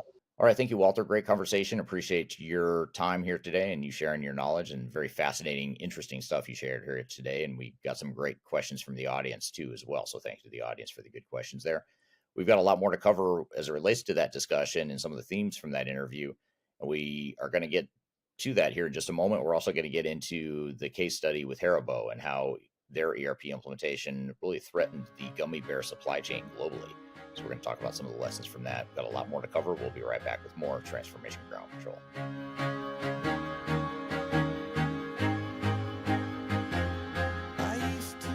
My name is Eric Kimberling, and I'm the CEO and founder of Third Stage Consulting. Before we dive too far into today's content, I want to invite you to learn a little bit more about Third Stage Consulting, who we are and what we do. I've included a link to a video right here that describes Third Stage in a bit more detail. It talks about our story, our history, our philosophy, our clients, our service offerings, and that sort of thing. But in general, what Third Stage Consulting does is we're an independent and tech agnostic consulting provider. We help clients through their entire digital transformation life cycles, beginning with digital strategy, software evaluation and selection, all the way through and including implementation planning, implementation readiness, and the actual implementation itself. We're technology agnostic, so we only represent our clients' best interests. We do not represent software vendors. But having said that, we work very closely with software vendors, all the leading players that you can imagine we've worked with, both in helping clients evaluate and select them, but also in helping clients implement those solutions as well. So we have a very broad, objective, agnostic view of the market that is meant to really represent your interest as you go through your digital transformation. I also encourage you to scan this QR code right here to get access to our resource center. This resource center has a ton of information, a ton of ebooks that are free. You have access to top 10 software rankings, playbooks for how to make your project more successful, guides to change management, YouTube videos, all kinds of stuff that are going to help you through your digital transformation. So I encourage you to scan this QR code to get access to those resources. And please feel free to reach out to me directly to brainstorm ideas about your project. Even if it's just informally, you want to bounce around some ideas and get some informal advice, I'd be happy to spend some time with you. So feel free to reach out to me. I've included my contact information below. You can also find it in the description field of this video as well. The last thing you want to have happen is for your digital transformation to end up in court. I've been doing this for 20 years and I have seen everything. My name is Marcus Harris. I'm a software and technology attorney focusing my practice on drafting and negotiating software-related contracts and litigating software disputes across the country. Feel free to reach out to us at taftlaw.com. We'd love to talk to you about the litigation process and what you can expect.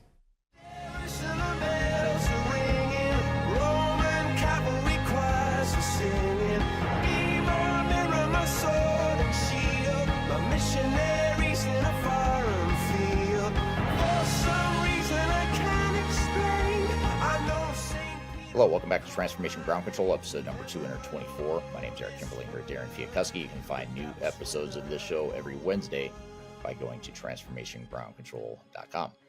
So, Darian, we just had Walter on the show, past client of ours at Third Stage Consulting. We talked about complex organizations and how they handle ERP implementations differently and some of the challenges that are unique to them. What were some of your takeaways and thoughts from that conversation? Yeah, I mean, like you said, you guys definitely covered a big area of things, a lot of different topics. But I definitely have some different follow-up questions to different points that were made for you, Eric. Some of them include, I guess I want to start just by diving right in. To start with communication, Walter's point that communication isn't just for the project team, it's for everyone affected by the outcome, I feel like was a very powerful reminder. The folks on the manufacturing floor may never touch the ERP system, but will feel its effects for sure. And so how do you structure communication plans to ensure the people that are least involved are still meaningfully informed? Should every transformation have kind of an external stakeholder communication stream? Yeah, they should. You should have really an overarching and overall communication plan that looks at all of your different internal and external stakeholders. So, stakeholders groups or examples of stakeholder groups would be things like your executive steering committee. You're going to have a different strategy and different messaging for them because they want to know different things at different times in different formats. You would have your mid-level management. You'd have different departments might have different stakeholders. You also have to look at the formal and informal influencers, the centers of power in the organization, because you always have certain people that are in your organization. They're not necessarily formally powerful, but they've been around for a long time. Everyone knows them, everyone respects them, and they have a lot of influence. And so you might have other stakeholders like that internally that you want to message and manage differently. And then externally, you look at your customers, your suppliers, anyone that's affected by the project. You want to make sure you're touching all of them as well, and making sure they understand what the status is and how their world or their role in your supply chain is going to be affected. And then certainly your frontline employees, that's a whole nother subset, and arguably the most important group to communicate with. And that's the one that oftentimes gets lost because we're so focused on communicating up to the steering committee or giving status updates up the chain rather than communicating down to what to expect and how jobs are going to change and all that stuff. So it can sound overwhelming and daunting, but it's really important, and it is important to have the bandwidth and the skill sets and the resources that can help you do that and help manage all these moving parts, even if they're helping you ghost write some of the content and create some of the messaging behind it. But the internal management team has to be sort of the face of that communication, the face of the change. And that's a role we often play with our clients, is we'll be behind the scenes creating a lot of the messaging, managing the plans, making sure all the right stuff is said at the right times. But we don't do the communication for the client. The client has to do it themselves at the executive level, mid-level management, project team members, et cetera. They have to be communicating up and down the chain, outward, outside the organization, and all that stuff. So there's a lot to manage there, but there's different strategies and tactics like that you can deploy to make it more manageable. For sure. And to kind of build off of that with the executive sponsorship and the communication from there, I know I love the idea that you guys talked about of like the periodic top-down touch points, not just one kickoff email from a CEO, but milestone-based messages that show leaders are still like present in the project. What are the best practices for timing and messages or messaging these exact communications so they feel authentic, not like a checkbox comms situation? Yeah, that's a great point and question. I think one way to do that is transparency. By being transparent and honest, it won't feel mechanical or overly scripted or overly forced. And I think part of that is being realistic too. It's not necessarily a good thing to always sugarcoat everything and make it sound like, like I think he used the word cupcakes and rainbows. I've always heard unicorns and rainbows, but I like that he says cupcakes and rainbows. I actually like that better. But he's talking about how it's not all cupcakes and rainbows. There's a lot of messiness and difficulty that goes along with these projects. So I think being honest and truthful about that stuff is important. But honestly, it starts with you, the project team, you, the executive team, you understanding yourself what those potential dark sides are and what the challenges are. Because if you don't understand that, then you're going to sugarcoat things because you don't know what the challenges are that you're dealing with. So another point that Walter made that's important to counteract what I just said, or to balance what I just said, is you don't want to communicate everything. I mean, there's certain things that are better left unsaid, especially if it's something super sensitive, like if you're going to have to do a layoff as a result of the digital transformation, or that's probably the best example I can think of. There's other things you do want to share, like if a salesperson's job is going to get more difficult because now they're going to have to track more information in the system that they weren't asked to track before. But in order to get better visibility into data and analytics, you need them entering that data. So it's stuff like that you don't want to sugarcoat that. You don't want to gloss over it. You don't want to over communicate it either and make a bigger deal about it than it actually is, but you do want to tackle it head on and, explain the why and make sure people understand the rationale for it and let them work through their reaction to it, because they may have a negative reaction to it, and that's okay as long as they have it up front and as long as they eventually get over it. And so that by the time you go live, they're not still complaining about how they hate this new process and they hate this new system. You want them to get that out of their system earlier on in the project, well before you go live with it. Sure. Yeah, that's super interesting. One last kind of follow-up point here was that I really enjoyed about the conversation was kind of Walter's final closing advice that you asked him to give. One, he said, validate your why from all angles, not just tech. And then two, never proceed with executives without true executive sponsorship. And he said basically anything else is set up for failure. So Eric, I kind of want to ask you, if you had to design a starter kit for new ERP sponsors, what would it include? Like, would it be a checklist, a briefing session, a sponsor playbook? What would be in that starter kit, I guess? Well, first of all, I love the idea of a starter kit. I think that's a great idea. That's something we could actually offer to the market potentially. So great idea. Let's work on that right after this podcast. Okay. Yeah.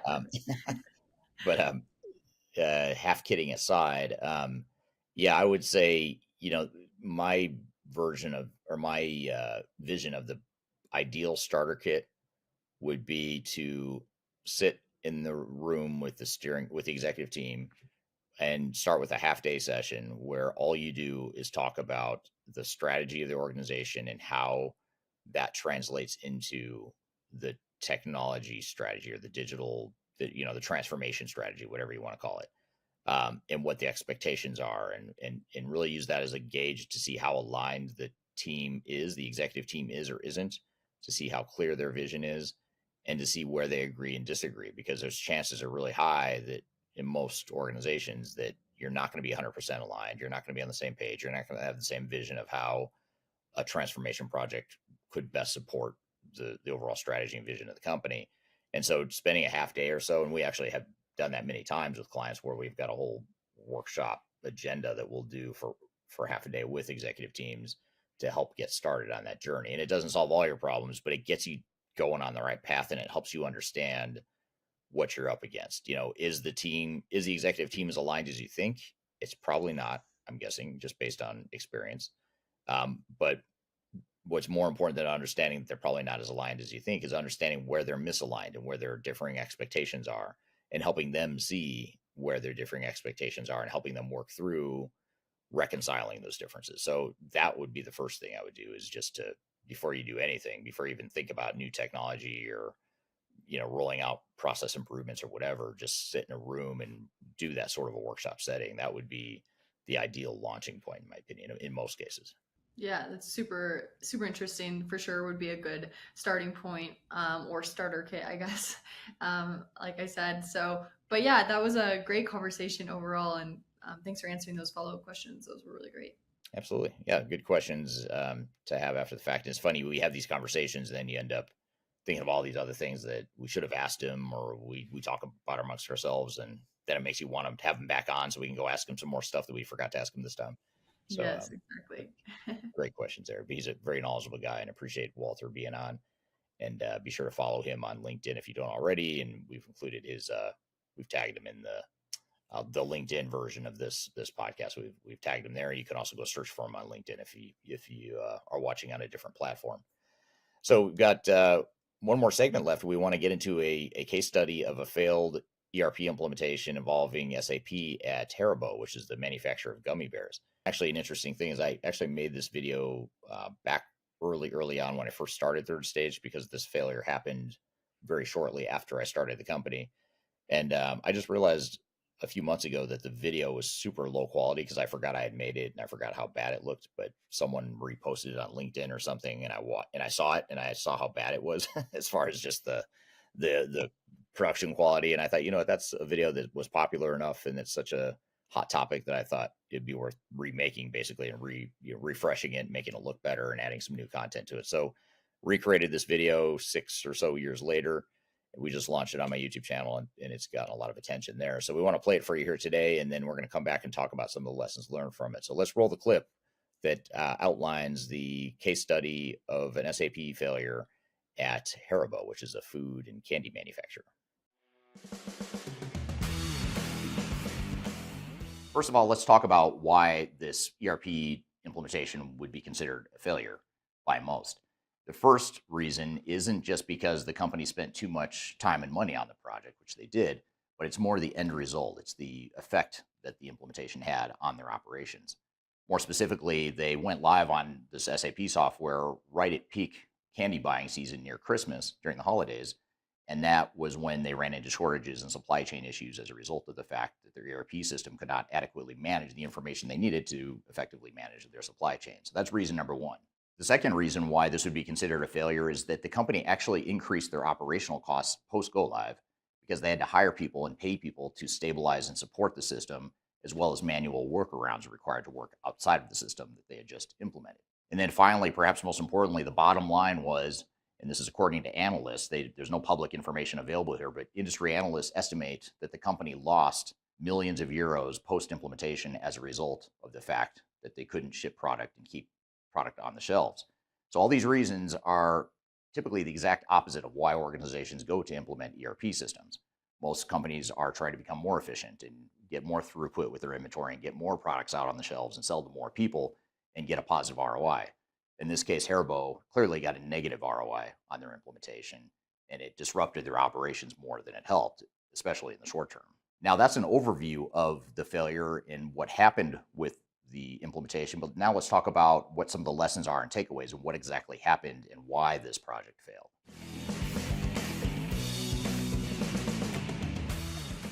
The The first big lesson and takeaway here is to recognize that there is a very significant material risk and cost associated with disruption after an ERP implementation.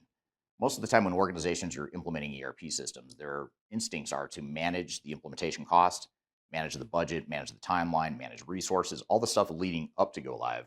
But very rarely do they instinctively think about what might happen after go live.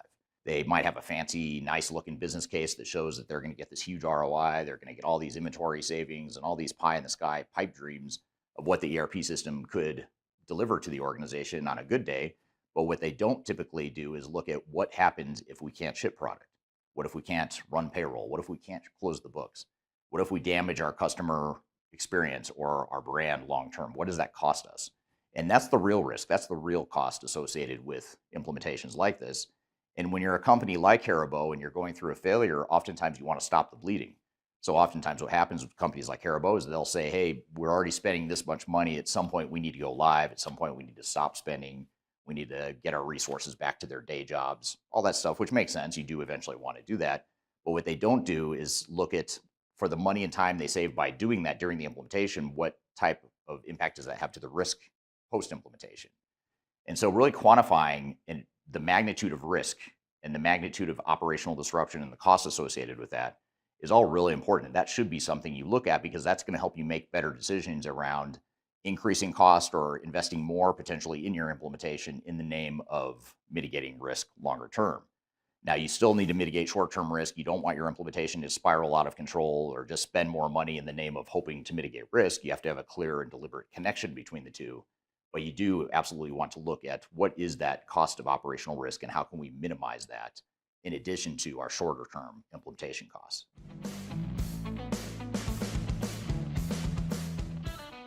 The next lesson from the Haribo SAP failure is that the company clearly did not have executive alignment on the project.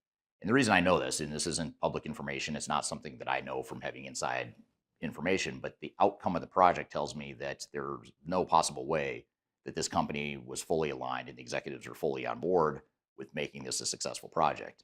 When a project fails this badly, it's typically because the executives are not involved in having a hands-on role in making decisions around what the business processes will look like, having their hands on risk mitigation, having their hands on operational disruptions and things that might impact the operations longer term. If they did have their hands in all of that and they were more hands-on involved in the project, chances are very high they would have been able to mitigate this risk and this failure that they experienced. In fact, when we look at the list of other lessons learned that we're going to talk about in this video, we find that many of those are actually symptoms of lack of executive alignment.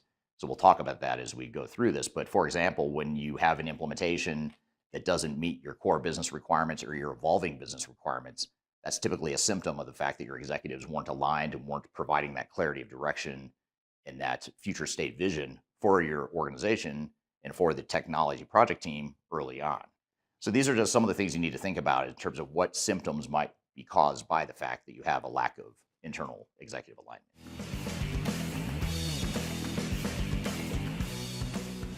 One of the interesting things about this Haribo SAP failure is at the time they implemented this solution shortly before 2020 is that they were actually in the process of changing their operational model. They were expanding their manufacturing operations and their supply chain operations into Asia and really building out their supply chain more globally than they already were. And what happened was during the implementation, it appeared to have failed to take into account the fact that these requirements and these operational needs were changing over time, and they were implementing technology to fit their old business model. So back to the point of executive alignment, had executives been more involved in the project in terms of at least approving business processes and future state organizational design concepts and things like that, they would have caught those things and recognized that there was a misalignment between the way SAP was being implemented and the direction that they were taking the company going forward in the future. So that's why it's so critical that before you ever start an implementation, whether it's an SAP implementation or any other sort of digital transformation or enterprise tech implementation, you want to make sure you have a clear target operating model, future state defined. You know what that future state is going to look like. You can't predict the future with 100% certainty, but you can define what you think you want your organization to look like going forward, and you can build your processes, your people, and your technology around that future state rather than your past or the way things are today. And what oftentimes happens with projects like these at Haribo is that the people involved in the project, the hands-on people that are analysts and providing requirements and getting involved in testing and training and all that stuff, they end up getting disconnected from the executive vision, and they end up creating an implementation that mirrors the way things are today rather than the things are evolving and changing to in the future. So having that clear future state business process vision is another key lesson from the Haribo SAP failure.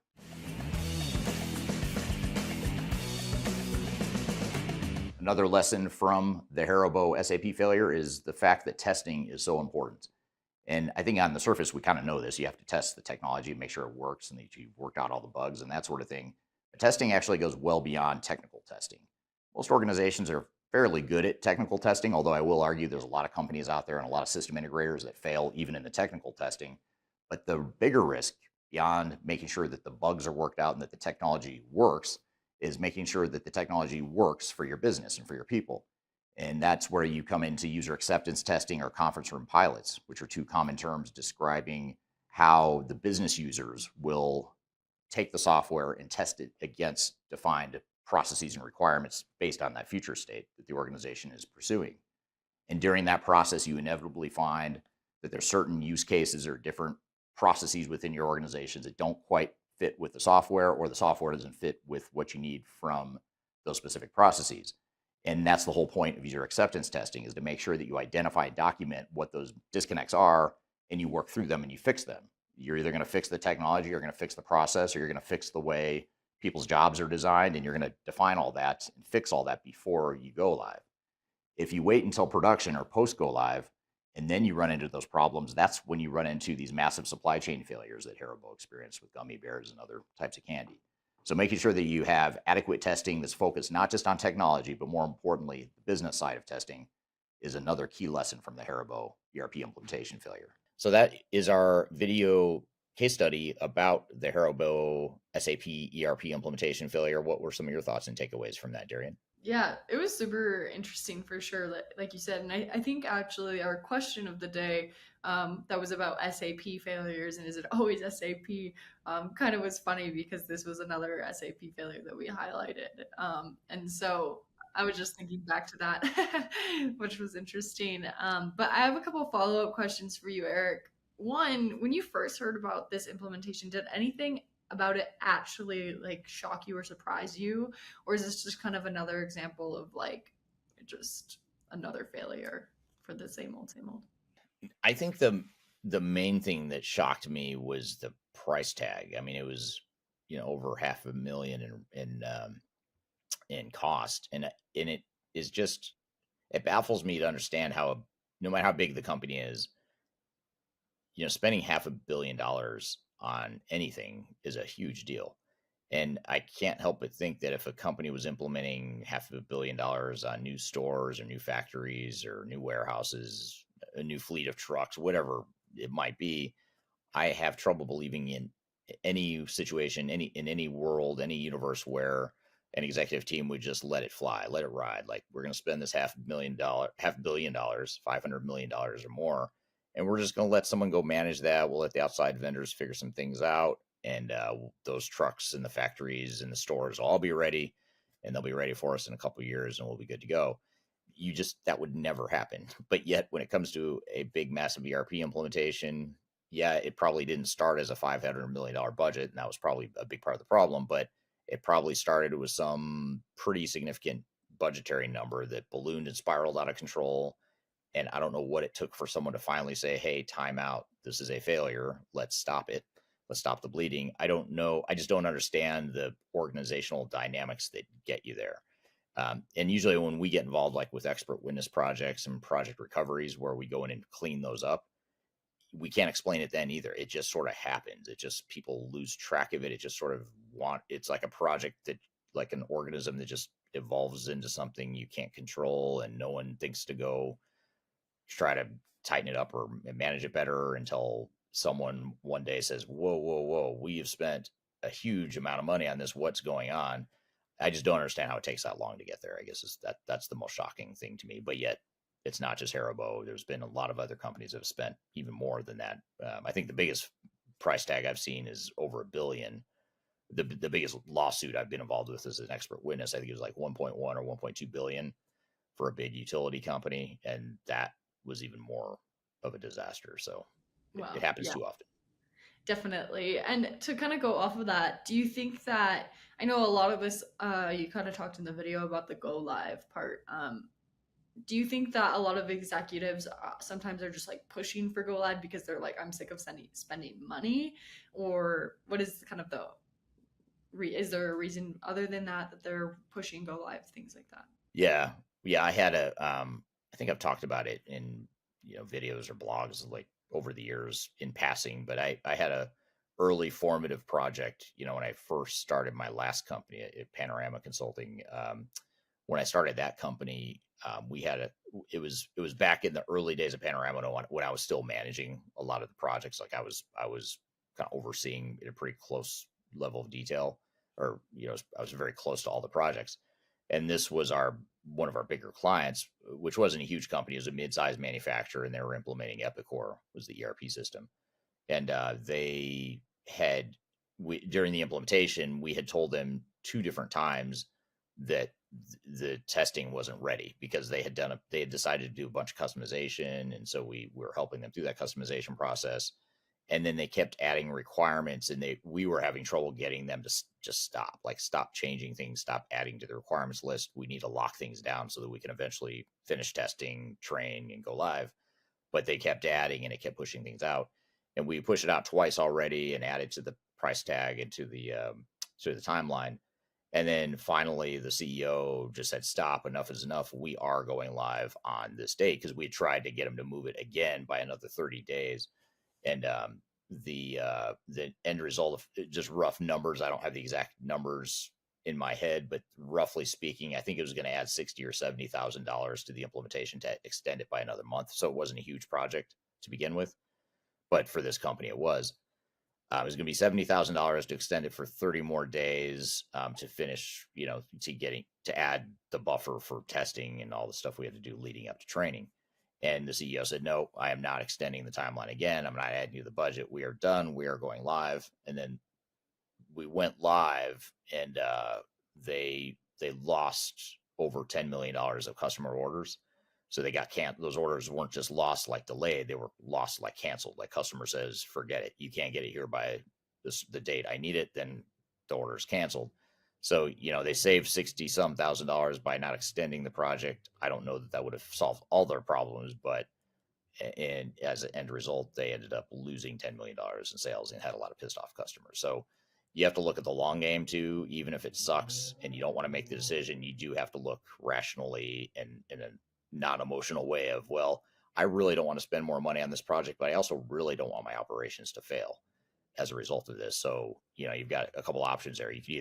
You could either push things out and do it the right way, invest the money you need to get it right and mitigate the risk after implementation. Or another painful option you could pursue is to stop the project altogether and just pull the plug and say, we're not going to put ourselves through the risk, and we're also not going to spend more time and money on the project. And we've just wasted all that time and money that we just implemented. Or I guess you could also put it on hold and say, we're going to pause right here, and we're not going to put ourselves at risk, and we're going to, recast the plan or try and figure out how we can right size this project. So you do have options, but unfortunately, when you get to that point, none of those options are good. For sure. Yeah. Wow. That is a little bit crazy for sure. I know on our website too, on thirdstage-consulting.com, if you want to kind of avoid this disaster, you could also check out the Lessons from 1,000 Digital Transformations ebook that we have on there for the audience if you want a resource as well. But yeah, definitely super interesting to always look at the failures and hear the different experiences that you've had, Eric, throughout your years as well. Yeah. It's always, I think it's always interesting and sometimes more impactful to learn from the failures, because you see the end results of the mistakes that people made and you understand the why. It's one thing to talk theoretically about the things you should do. That's great, but it's not nearly as powerful and impactful to people that haven't been through it before as when you show them one that actually happened where they didn't do the things that you're telling them they should be doing. So that's, a big part of why we tend to highlight some of these failure case studies so often. Yeah, absolutely. Yeah. Thanks for walking us through that again. Yeah, absolutely. Well, good stuff. Well, thanks for a great episode here and for pulling together all this great content for us, Darian. And thanks to Walter for taking the time to be on the show here to join us today. Thank you to the audience for the great questions and comments. You can find new episodes of the show every Wednesday. TransformationGroundControl.com is the website. You can subscribe and watch wherever you'd like. Again, that's TransformationGroundControl.com. We will see you next Wednesday. And in the meantime, hope you have a great